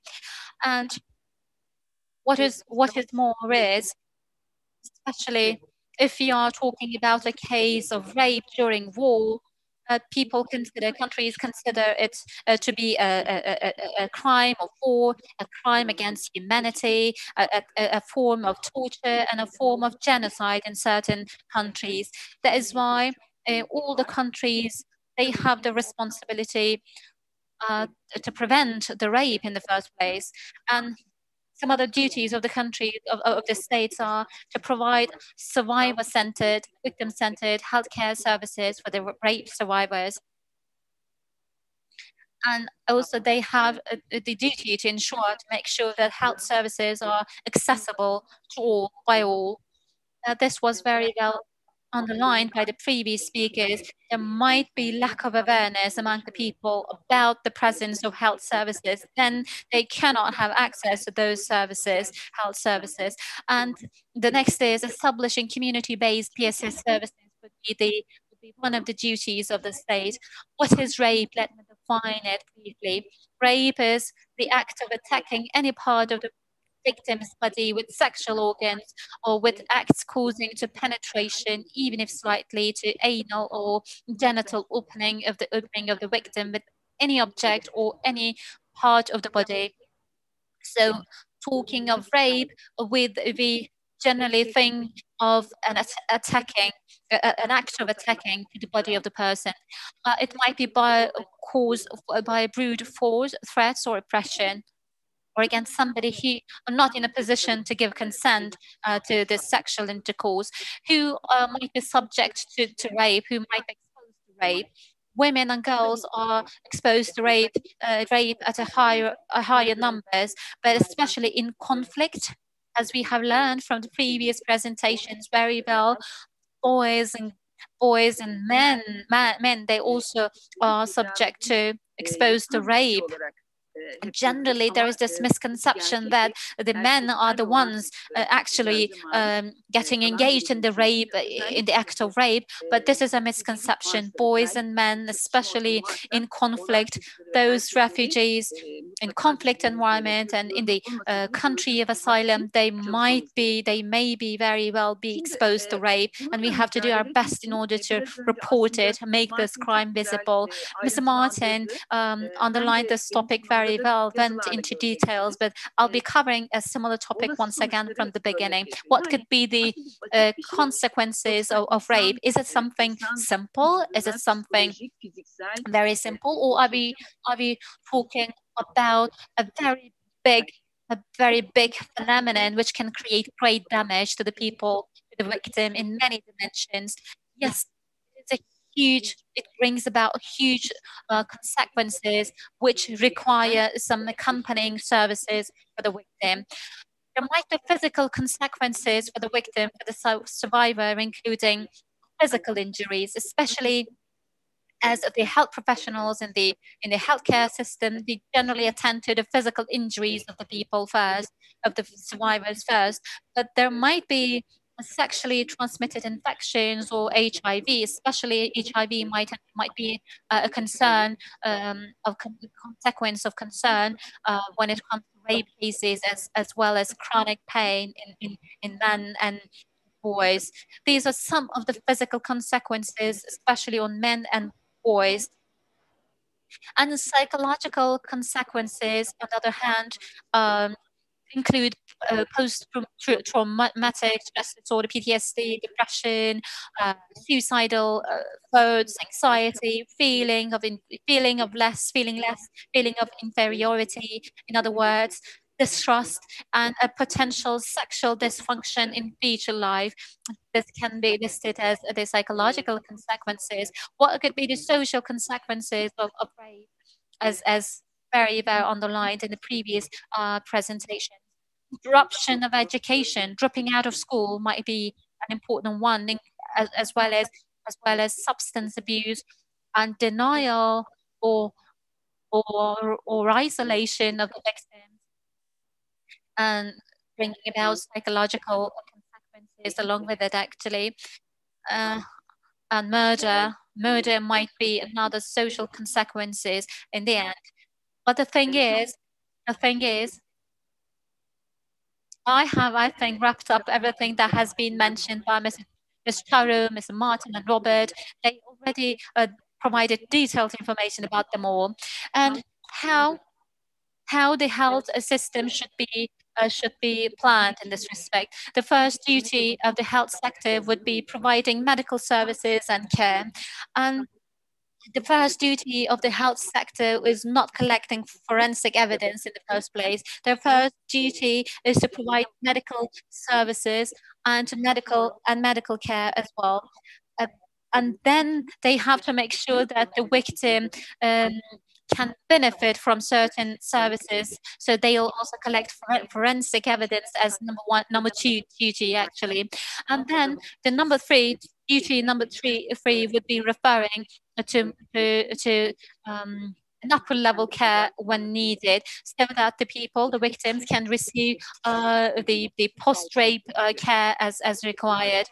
And let me share an example from Turkey. I talked about confidentiality, and let me give you some example from Turkey when it comes to confidentiality. First of all, rape it has to be notified in Turkey. Notification is a must in Turkey. According to Turkish Penal Code, we have the obligation to notify rape to the authorities. In the Turkish Penal Code and the Turkish Child Protection Law, we are mandated and obliged to do the reporting to the authorities.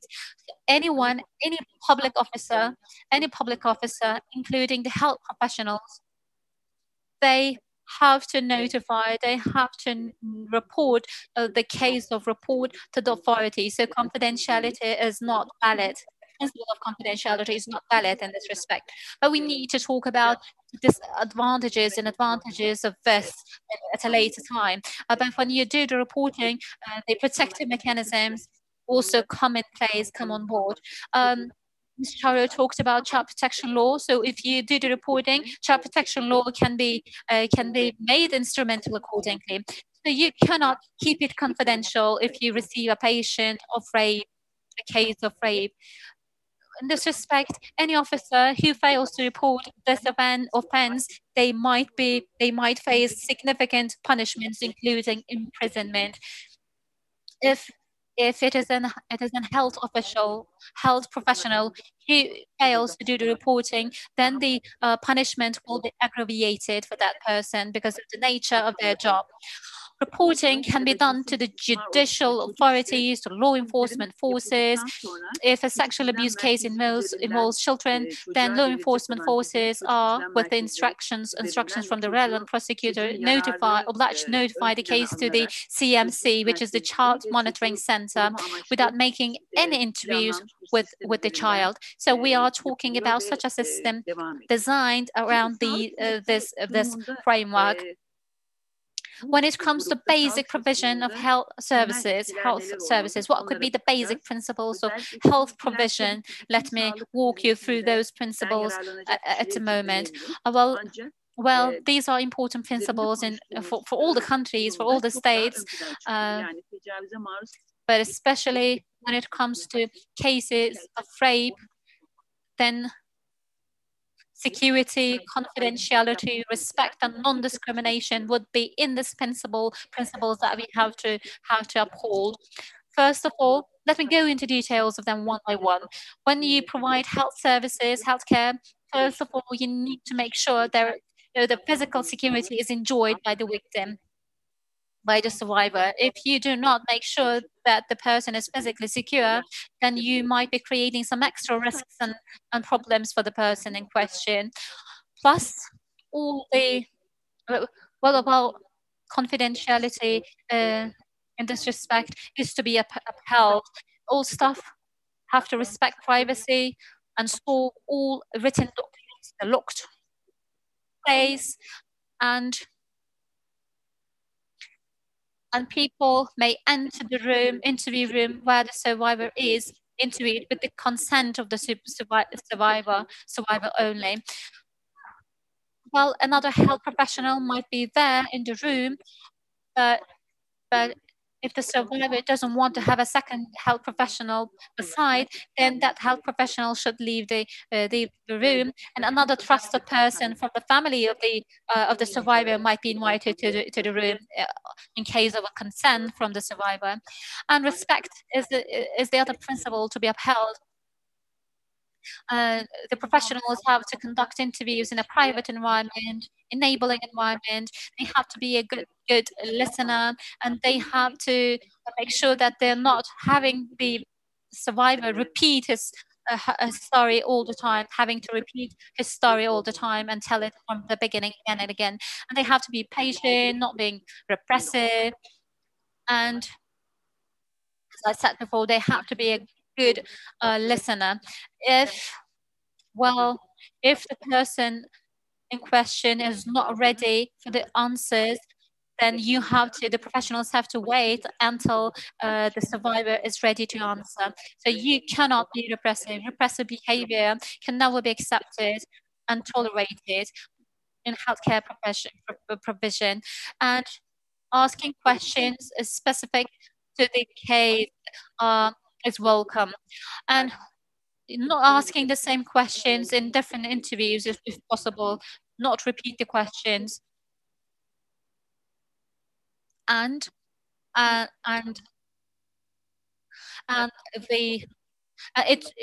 person, the survivor, should be assured, saying that what happened was not their fault. And this is one of the important steps not to be missed by the people. And respecting the decisions of the survivor is the next principle to be upheld. And number 3 principle would be the non-discrimination.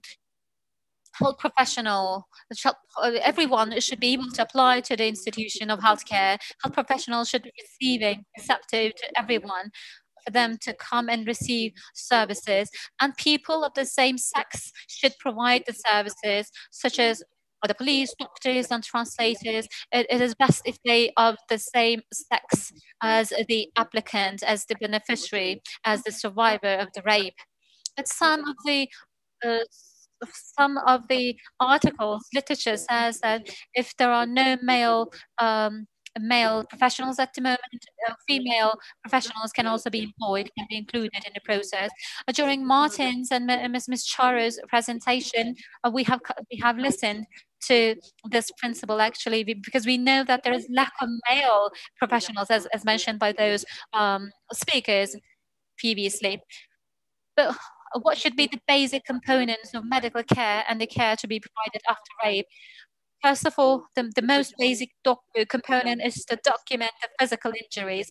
Documenting of the physical injuries is important for the ensuring of these services, health services, and also for the purposes of forensic evidence collection. So please document physical injuries and keep those files in a confidential place. And collecting forensic evidence is important, followed by the treating physical injuries. If there is an urgency, treating physical injuries would be the number 1 on the item list actually here. But if it's not an urgent case, then you have to follow the ordering here. And what else is about STI? There is a huge risk of STDs and STIs to be experienced, which might be experienced by the rape survivors, and followed by so this should be assessed, followed by the psychosocial support provision. And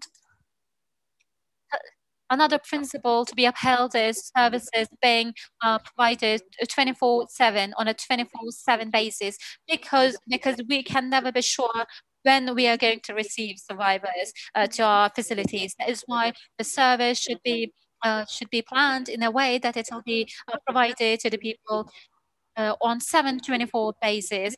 And also, there must be a special counseling area, a special counseling desk where confidentiality will be considered greatly. And the applicants should not be kept waiting. This is another important principle in this respect. You might be having a great amount of files just accumulating in front of you. But you know, rape is a concern of significant importance. That is why applicants should never be kept waiting outside. Even if you're going to keep them waiting, you can have a specific waiting room for them. But still, for ensuring the security of the survivor, and also for making sure that the survivor trusts the system, please do not keep them waiting. And also, when providing health services, all necessary equipment should be ready. All protocols and forms should be ready in the room, and you know, the health professionals should not be leaving the room and coming back just to fetch certain protocols and documents or forms. Please keep we have to keep our protocols and necessary equipment and documentation ready at all times in the room, including the information booklets, and if needed, the new clothes should be in store for the survivors, because survivors may not like to use the same clothing as they had during the rape. That is why, especially when the survivor is leaving the healthcare facility, they should be given new clothing if this is what they want. And some of the former clothing should be kept as a piece of forensic evidence, by the way. And as mentioned before,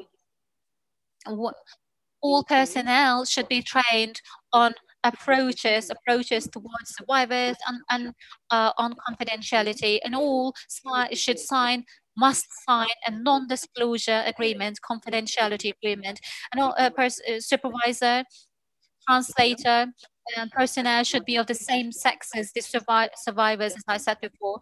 Personnel should explain everything at the beginning, and survivors' consent must be obtained for everything. And the law enforcement forces must never be allowed into the examination room. And what to do, what to pay attention during the interview and examination. First of all, healthcare professionals should be compassionate, should be empathic, and should be non-judgmental.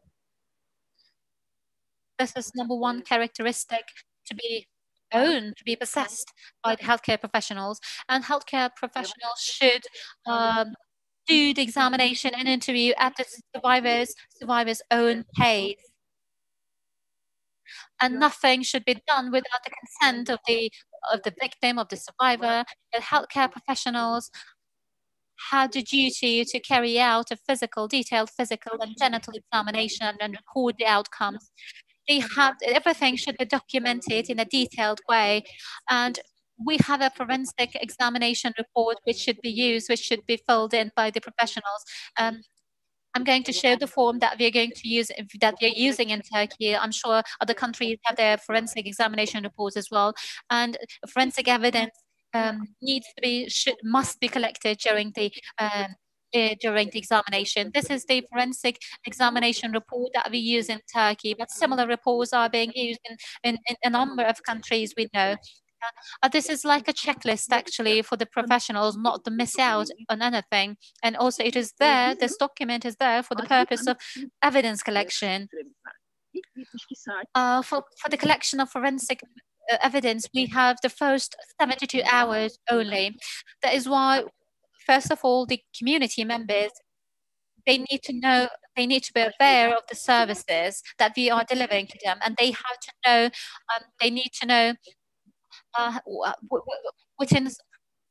should be the timing, the timing that they can, the time framework, the timetable that they can come to us. Because for forensic evidence, we can only make use of the first 72 hours.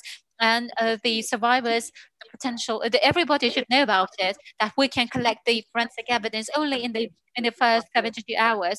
But after 72 hours, you can again find some pieces of evidence, such as bruising on the genital area, etc., genital region, etc. But still, the first 72 hours would be the best spot for you to find the forensic evidence. So if you receive the survivor in the first 72 hours, you can validate that the act happened in the last 72 hours, and you can document the cause, brute force, and also you can also obtain some more supportive pieces of evidence to support the story of the survivors. What kind of evidence can be collected? Let me cover that one. We document evidence on physical injuries, presence of sperm, blood, and hair. This because we can find them, you can find them on the body, on the genital, around the genital region, as well as state of the clothing can be considered a piece of evidence, and blood or urine for toxicology, etc. Foreign matters and paperback should be used for the forensic evidence. Is that foreign matters, foreign materials, foreign hair, DNA analysis, blood or urine for toxicology tests. These are all the different types of forensic evidence that we can collect. And then firstly, treatment of the life-threatening complications should happen. And for the sexually transmitted infections, and assumption-based treatment should be started on the patient. It might be in the form of HIV or, again, hepatitis B vaccinations, if indicated. If the person was not vaccinated for hepatitis B, then do the hepatitis B vaccinations, and prevention of HIV transmission, post-exposure prophylaxis, and if the event occurred in the last less than 72 hours, again, this is what you do. And treatment for 28 days for the potential HIV transmission, and you do the testing for the potential positivity. You have to, HIV, there is this window period. So on 3rd and 6th months, you have to do the continuous counseling and follow-up. And treatment, injury care is number one when it comes to treatment, and apply tetanus vaccine and clean the injuries and treat them, followed by tetanus vaccine, as I said before. And if necessary, refer the person to another healthcare facility. And these are physical.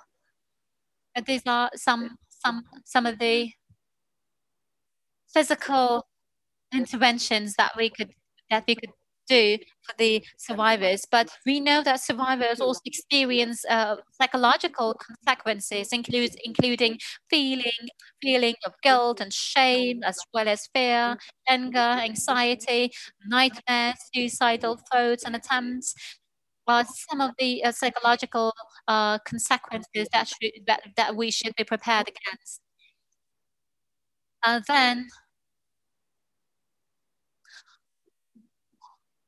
well, you might also receive survivors in a numbness state, which might lead the person to substance abuse later. Social distancing might be another psychological consequences occurring, and medically unexplained pains. What to do? Psychological support, PSS, and counseling and monitoring seems great importance in these cases. So one of the most important things that you need to do is to try to understand the feelings, emotions of the person, and reassuring the person that the incident was not their fault and their behavior or way of dressing was not what caused this. So we need to make sure that the person does not believe that this was their fault. And this way the person will feel safe and secure, and they'll stop feeling that they are the responsible party to this crime. And also, they should be encouraged to take active part in family and community activities. And especially,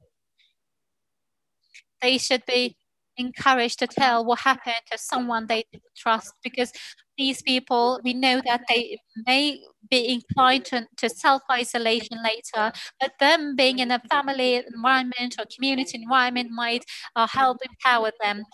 And telling what happened to someone they trust is, again, highly recommended.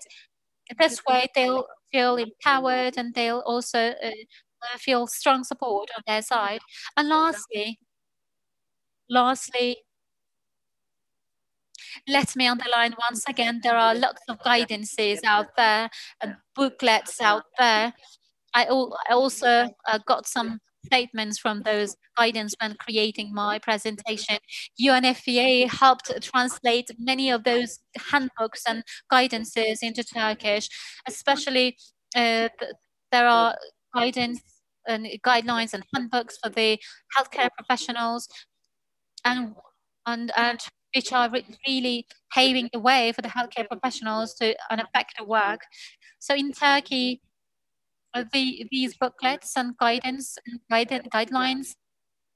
are enlightening the healthcare professionals about how they can provide a more safe and effective healthcare service to the survivors. Thank you very much. That was it. I would be more than glad to answer your questions later.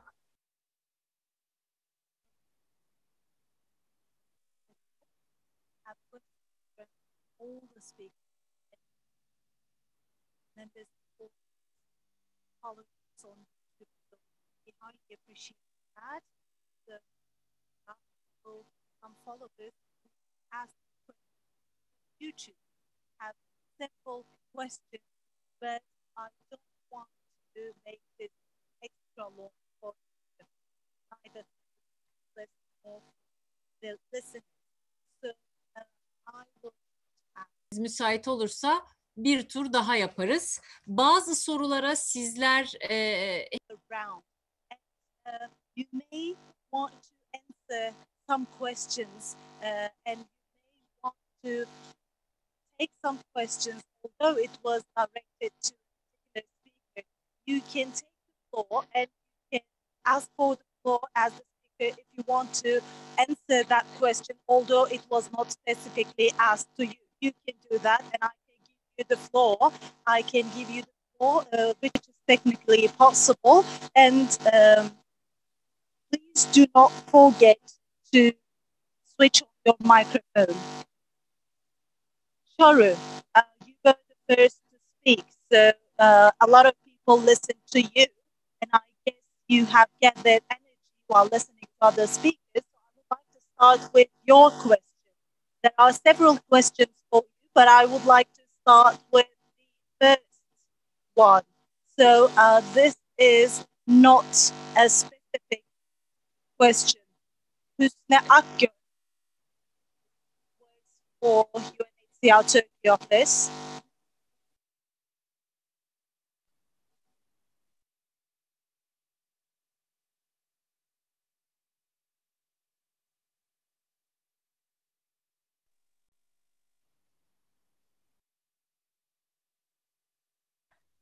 So ISIS, which feed on terrorism, and for similar armed groups, why do you think that they are underreported? Why do you think their activities are underreported?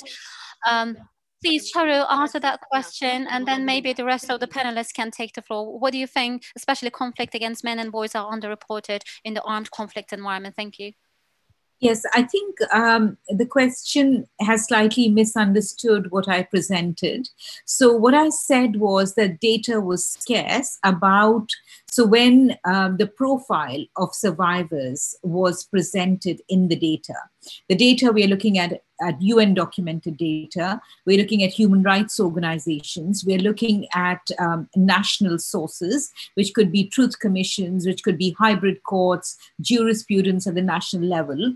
When this data is put out, the ethnicity, nationality, and sexual orientation and gender identity of the survivors is not mentioned. So it's not to say that this data doesn't exist. But in the data that we have analyzed globally in 33 contexts, going back past 30 years, this data, which is specific to the survivors, is not available. It may be available with the authorities who are doing the documentation, but they're not publicly releasing it. So that was one question. The other question, which I'd like to quickly jump in on, is about LGBTI individuals and why what is our view in terms of the perpetration of sexual violence against them. So on this, I think it's important to say that discriminatory patterns are magnified against LGBTI people when they're deprived of liberty. In the fact that LGBTI people, individuals challenge patriarchal norms on sexuality and gender becomes the trigger for abuse. So we see that, in detention settings, when there's research, we can see that LGBTI individuals are disproportionately targeted. In addition, the fact that in most of these contexts, the criminalization of same-sex consensual conduct creates a barrier, which is, because they cannot, any violence against this group cannot be reported because it is criminalized. So that becomes a double barrier, which both impedes the disclosures, but also heightens the abuse, because there is impunity about reporting of this abuse.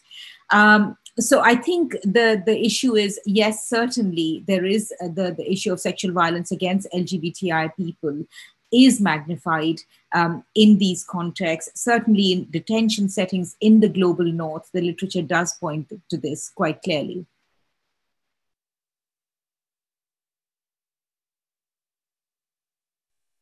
Thank you. Any addition from the panelists? If not, I'll give the floor to Martin for his question, and I'll be posing his question to him. I think no additions. Thank you. Martin, here comes your question.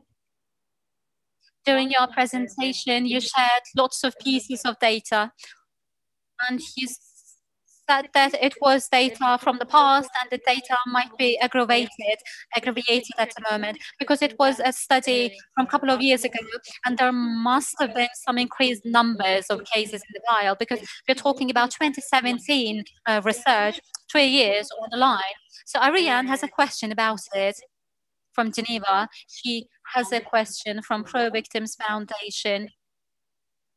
She says, question is to Martin. So 3 years down the line, how many of the recommendations were taken up and to what scale and by whom, and what are the outcomes so far? Is a question from Ariane to you, Martin. Thank you.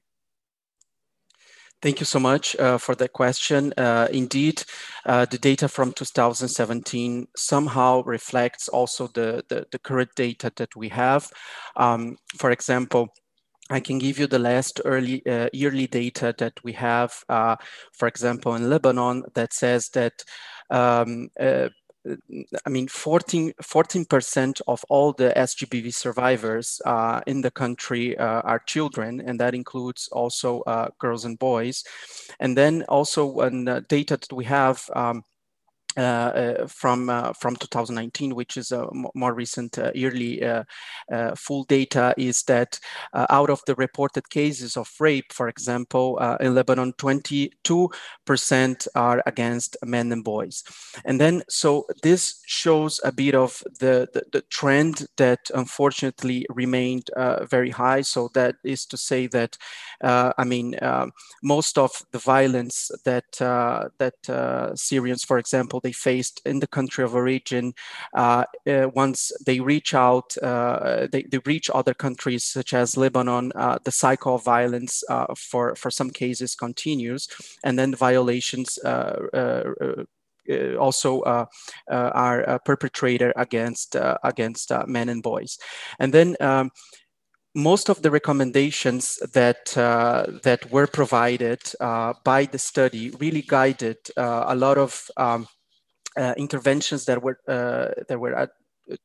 took place after the study, particularly when it comes to ensuring the outreach of services, ensuring what we call comprehensive services. And I think also previous speakers mentioned about the package, right? That it's not addressing on one single incident through one angle, but you have to really have, you know, a comprehensive response services. You have to really ensure community-based and the support for those who the survivor trust, particularly family and close community members.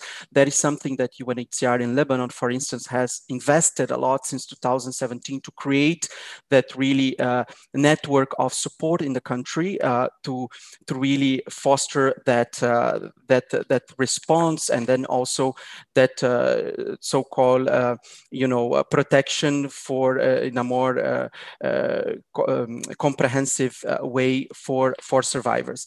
And then on another thing that, for example, I would like to give an example. Recently, we have UNHCR released its new SGBV policy, global policy, that were actually built a lot of experiences all over the world from country offices, from things that we have observed in the field. And that policy that was released this year, for example, captures a lot of those findings in terms of how to prevent, how to respond, how to mitigate those risks that are there, you know, outside of the cultural region, but particularly also in hosting countries. That is something that really the UNHCR has tackled. When it comes also to Lebanon, in Lebanon we have the LCRP structure, which is our response crisis for the Syria situation, and then the current one, our current strategy for previous years as well as for 2021 has really ensured the protection mainstreaming of SGBV, but not only for women and girls. Of course, we know that they are very much affected, disproportionately affected, but also within our strategy of our response to the Syrian crisis in Lebanon, we have ensured that tackles really the angle of responding to sexual violence against men and boys. It's something that, you know, not only the study, but a lot of, you know, community work, consultations with the refugees here really gave us enough information and also trends to respond and to create a more robust system in the country. So in 2017, it is true that was an exploratory study at that time, but really enlightened a lot of what has been done in the past 3 years. Thank you.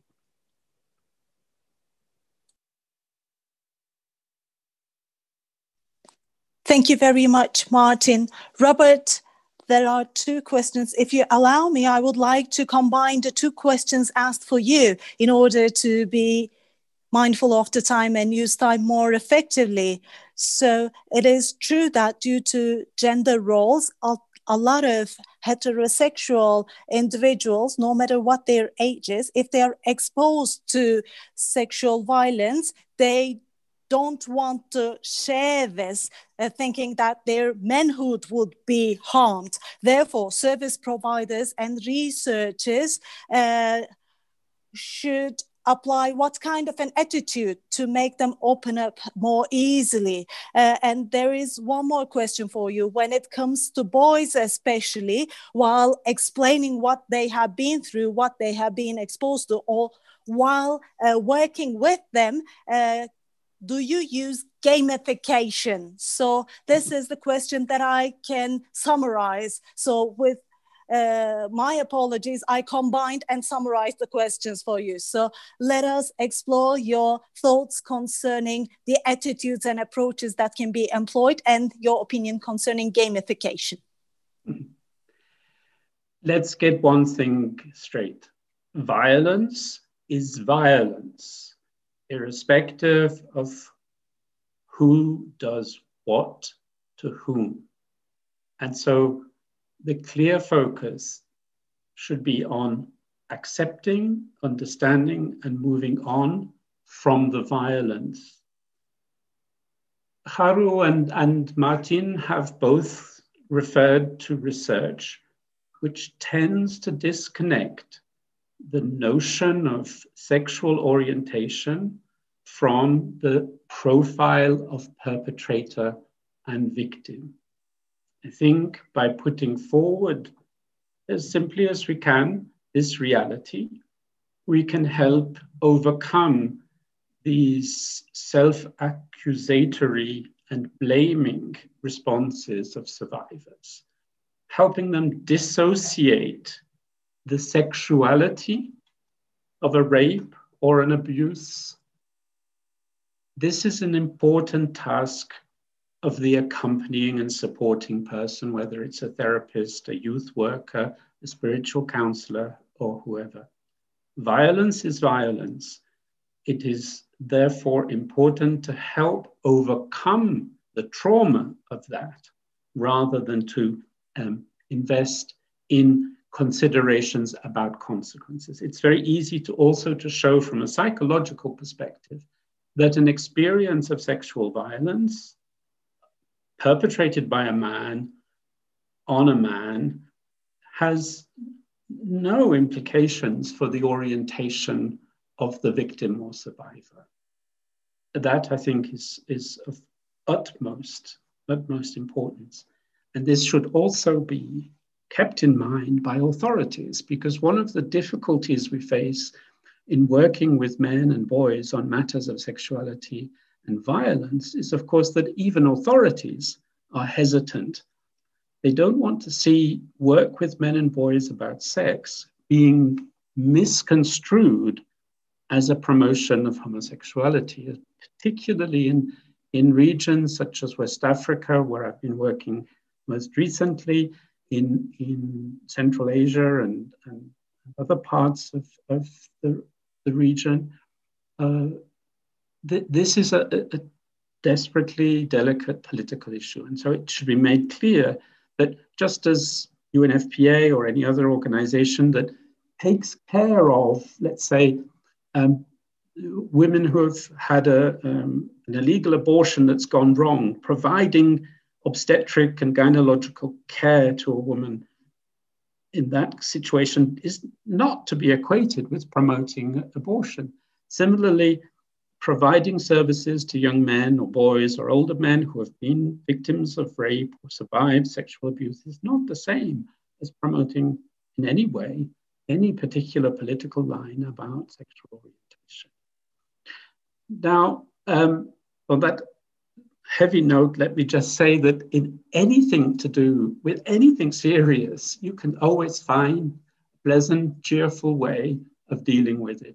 And so within our package of Boys on the Move, youth activities, youth work methods are key.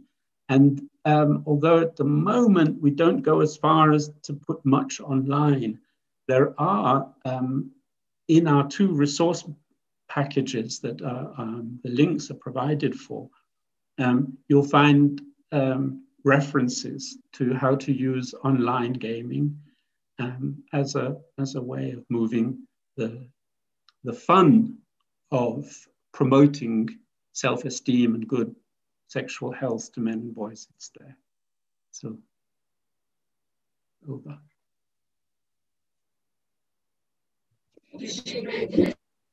Thank you. Thank you very much. Professor Türkan, I also would like to ask you a question that was asked to you, and I think Haru would like to also ask and provide a similar answer. So I can ask you this question and get a reply from you, and then get a reply from Charu. You said there is a mandatory notification.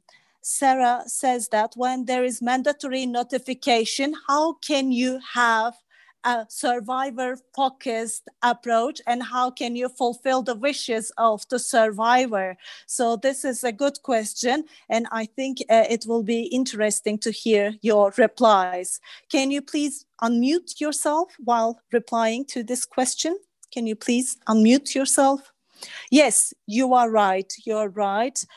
Survivor-centered, survivor-focused services, and those services need to be accessible. But obligation to report is something that is established by law, and that obligation to report is protecting some things. For instance, when men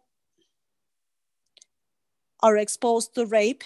We don't know the frequency of that, but as a result of obligation of reporting, we know the sexual abuse cases, and between 98 and 2018, there are some criminal records, and we know that the victims were 10 to 40% men and boys. And you are right, for healthcare services to be accessible, of course, you need to go to that institution by knowing that it will not be reported anywhere else. But this is the law in Turkey, so this is not much we can do. Charu, what about your replies?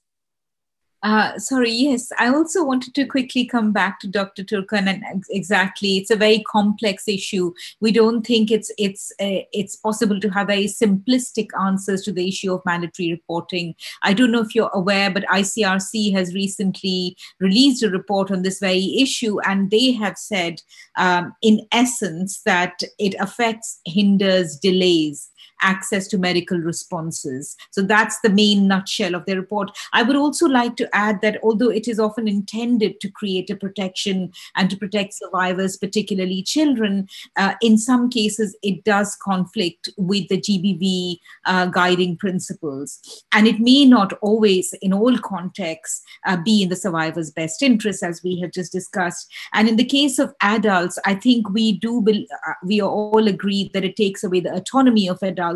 It takes away the ability to make their own decisions. And it also, in certain cases, can raise very serious safety concerns as survivors can experience retaliation. We have seen that in our work on Afghanistan in particular, where you have criminalization of same-sex relations. And at the same time, the prevalence of the encouragement to report creates real tensions between these two, and most survivors will not want to report because there is increased victimization on account of the reporting.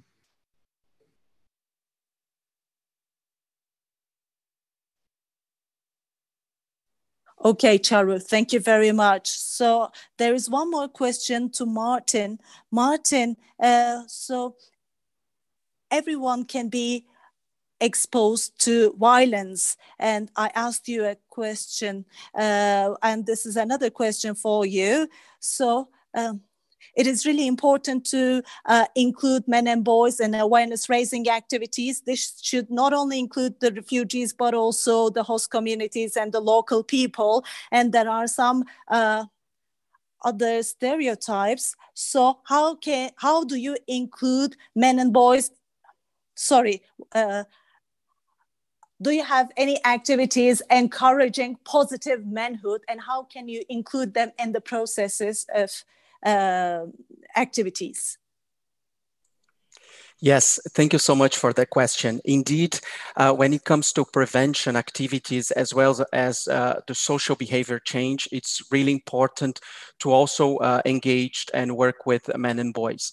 So in the case of Lebanon, UNHCR, together with our partners as well, we have a set of services and activities that include prevention activities, that include, as I said, also men group support, as well as what we call angry management, positive parenting, which also, deals with father and mother with their children as well, to really tackle from the angle of the community, as previously and as mentioned by some of the colleagues here, but as well as within the question you were asking, for example, when it comes to really ensure that at the refugee community, but also working with the host community as well. Because at the end, particularly also in Lebanon, refugees live together with the host community. So you wouldn't expect a drastic or at least a social behavior change from one side and not the other. You have to really work with the community, with both, to really ensure that that change happened. And it also known that it takes time. Social behavior change is not something something from one day to the other. It's really a process, and it requires a lot of awareness raising. It requires a lot of campaign and engaging with community. We have also here in the country, for example, a network of outreach volunteers that work with the community that are, women, girls, men, and boys that really also spread the message and work on awareness raising around violence, around topics that it challenges some of the norms, the social norms, particularly the harmful norms that we have, and that could be also tackled from that angle. So indeed, in the country, we are investing a lot of our efforts and our work with the partners on prevention activities, including men as well and boys. Most recently, we have to adapt some of the methodology of those activities because since the COVID pandemic strike Lebanon, particularly here in March onwards, we really have to ensure this outreach, this work with community level. But because of the restrictions in the country in having groups together, etc., we have to also adapt to what we call remote service delivery. So we have to also ensure that those activities took place to safe online tools where the community could still be mobilized and well informed on those issues and really challenging those harmful norms and really received information about several key issues in terms of gender equality as well, to really foster this change in the short, medium, and long term in the country. Thank you. Over.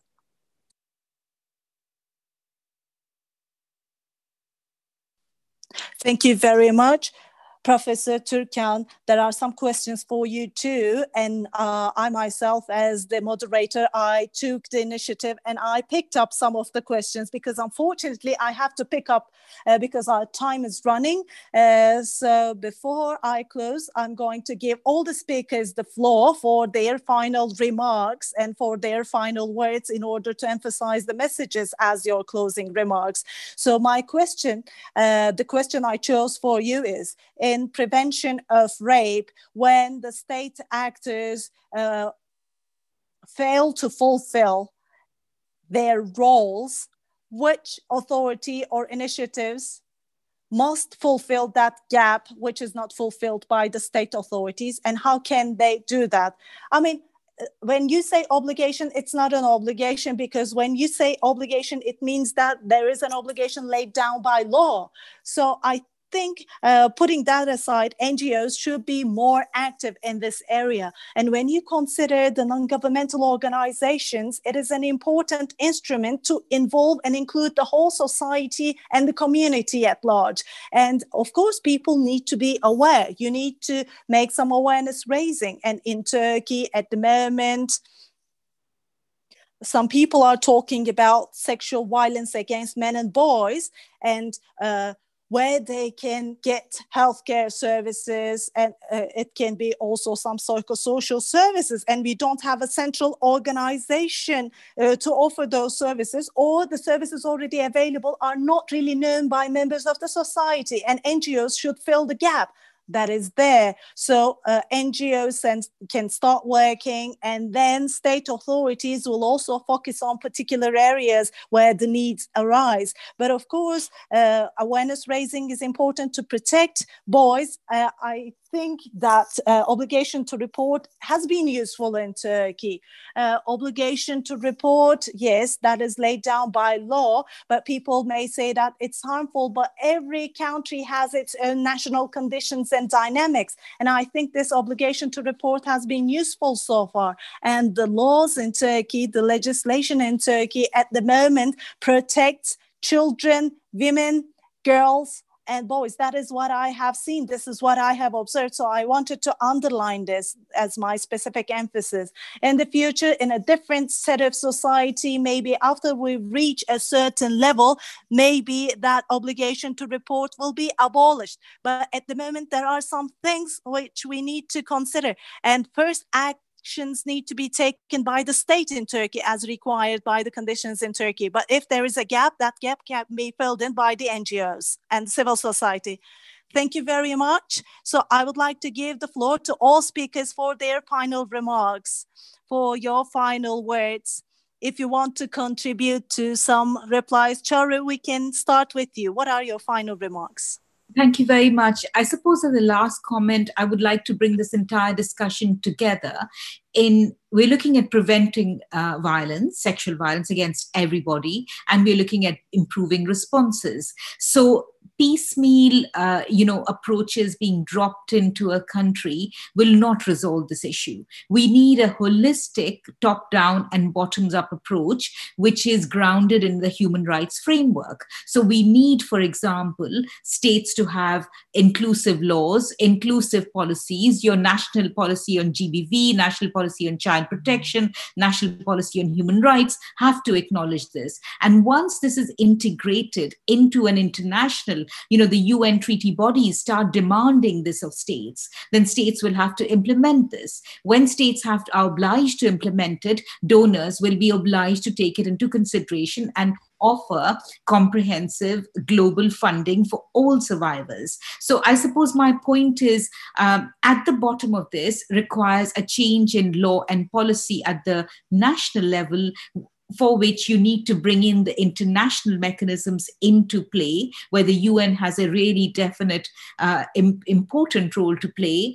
NGOs get involved at the national level and at the international level in creating this environment. So, and let's not forget the importance of evidence base in all these interventions. Currently, whatever we've spoken about has been built on understanding, on scientific, rigorous, methodologically sound study. That lies at the heart of interventions. So when donors come in, funding small initiatives in the ground, don't forget these initiatives are going to be time-bound. They're not going to cause systemic change, and they are not tested.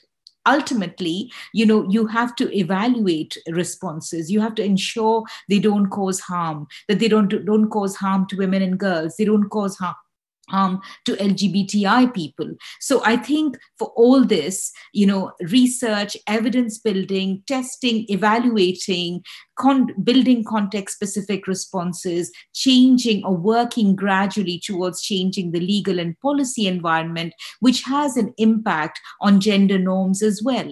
It has to be a comprehensive exercise. That's all. Thank you.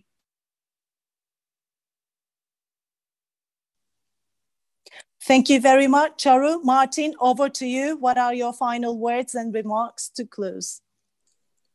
Thank you so much. I would like to thank the opportunity once again.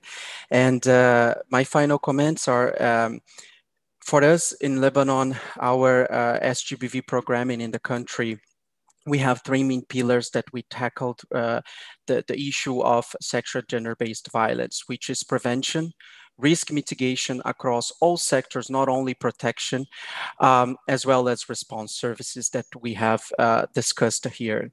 And then within this our SGBV programming here, it's important for us the principle of survivor-centered approach, which particularly also when it comes to receiving services is important for us, the safe disclosure and referrals, having also, as mentioned by previous speakers, the consent, the free and informed consent of the survivor to really access and go forward with the services, which is key. And then another principle that really guides our work here in Lebanon is the principle of leaving no one behind. And particularly on that principle, I would like to point out that talking about sexual gender-based violence, talking about sexual violence against men and boys, it's clearly engaging with the services, with the response, with the approach to that reality is a core fundamental part of our approach of leaving no one behind. And I think that data is important. It is fundamental also, but however, I think we should assume as well that a lot of cases are and will be underreported. And we have to ensure also that services are there, that awareness raising, capacity building, systematic capacity building to case workers, to health frontliners and other actors. It's key to ensure that more and more survivors will safely disclose and receive services that will meet their needs and rights. Thank you so much.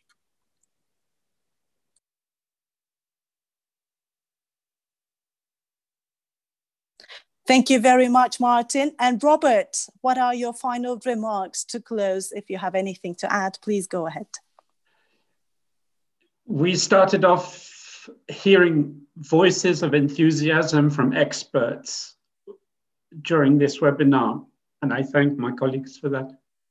But the hundreds of people who've been watching us, I think, shows that people across Turkey and around the world recognize the emergency within the emergency, the inhumanity of violence of all sorts, but particularly sexual violence against people who are already suffering from an enormous burden of conflict. Let us keep that energy and interest and investment up. And just as we saw, for example, with comprehensive sexuality education, we got so many people worried that it was going to promote sexual activity. It just promoted good sexual health. Similarly, talking about focusing on sexual violence against men and boys in conflict, it's not going to make things worse. It's going to make things better, especially for survivors and victims, and also for those who are victims of the risk of becoming perpetrators of sexual violence. So let's keep up our energy and enthusiasm and commitment, and let's hope that this issue doesn't fall under the radar ever again. Nova? Thank you very much. Thank you very much for your time. Thank you very much for your participation. Professor Türkan, over to you for your final remarks to close.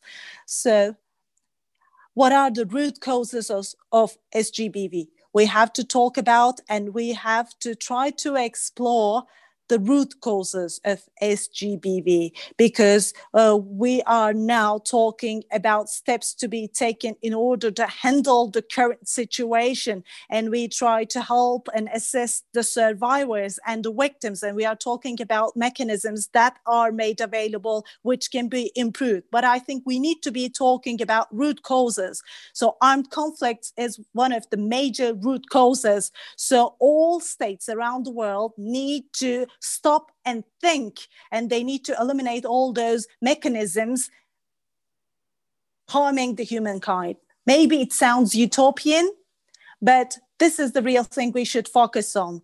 So I think sane individuals will ask for that, the societies will ask for that, and maybe in the future we'll achieve that. We need to really work to solve the root causes. That's what we should focus on. Thank you very much. So there were lots of questions, and one question which I couldn't ask because of time was, what is the main reason of escalation of sexual violence in conflict situations?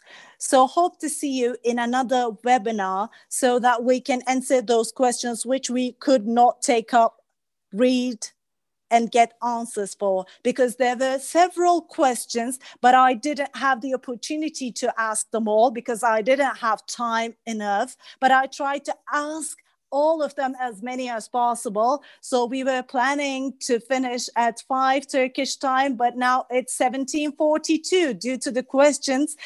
We exceeded the time given to us. So apologies to those people who I couldn't, whose questions I couldn't ask. So next time I will try to answer your questions by getting them to the speakers. I would like to thank all the speakers, all the panelists, experts, and all members of the audience, and all those people who followed us online. Thank you very much. It has been a pleasure being with you in this webinar. It is a great pleasure for me. And I also would like to thank UNFPA Turkey for organizing this nice event and bringing me to this event. And I would like to wish all of you success in your future work, because what you're doing is by no means easy. So as a woman, as an individual, as a human being and a mother, I would like to thank you very much. Highly appreciate it. Hope to see you again.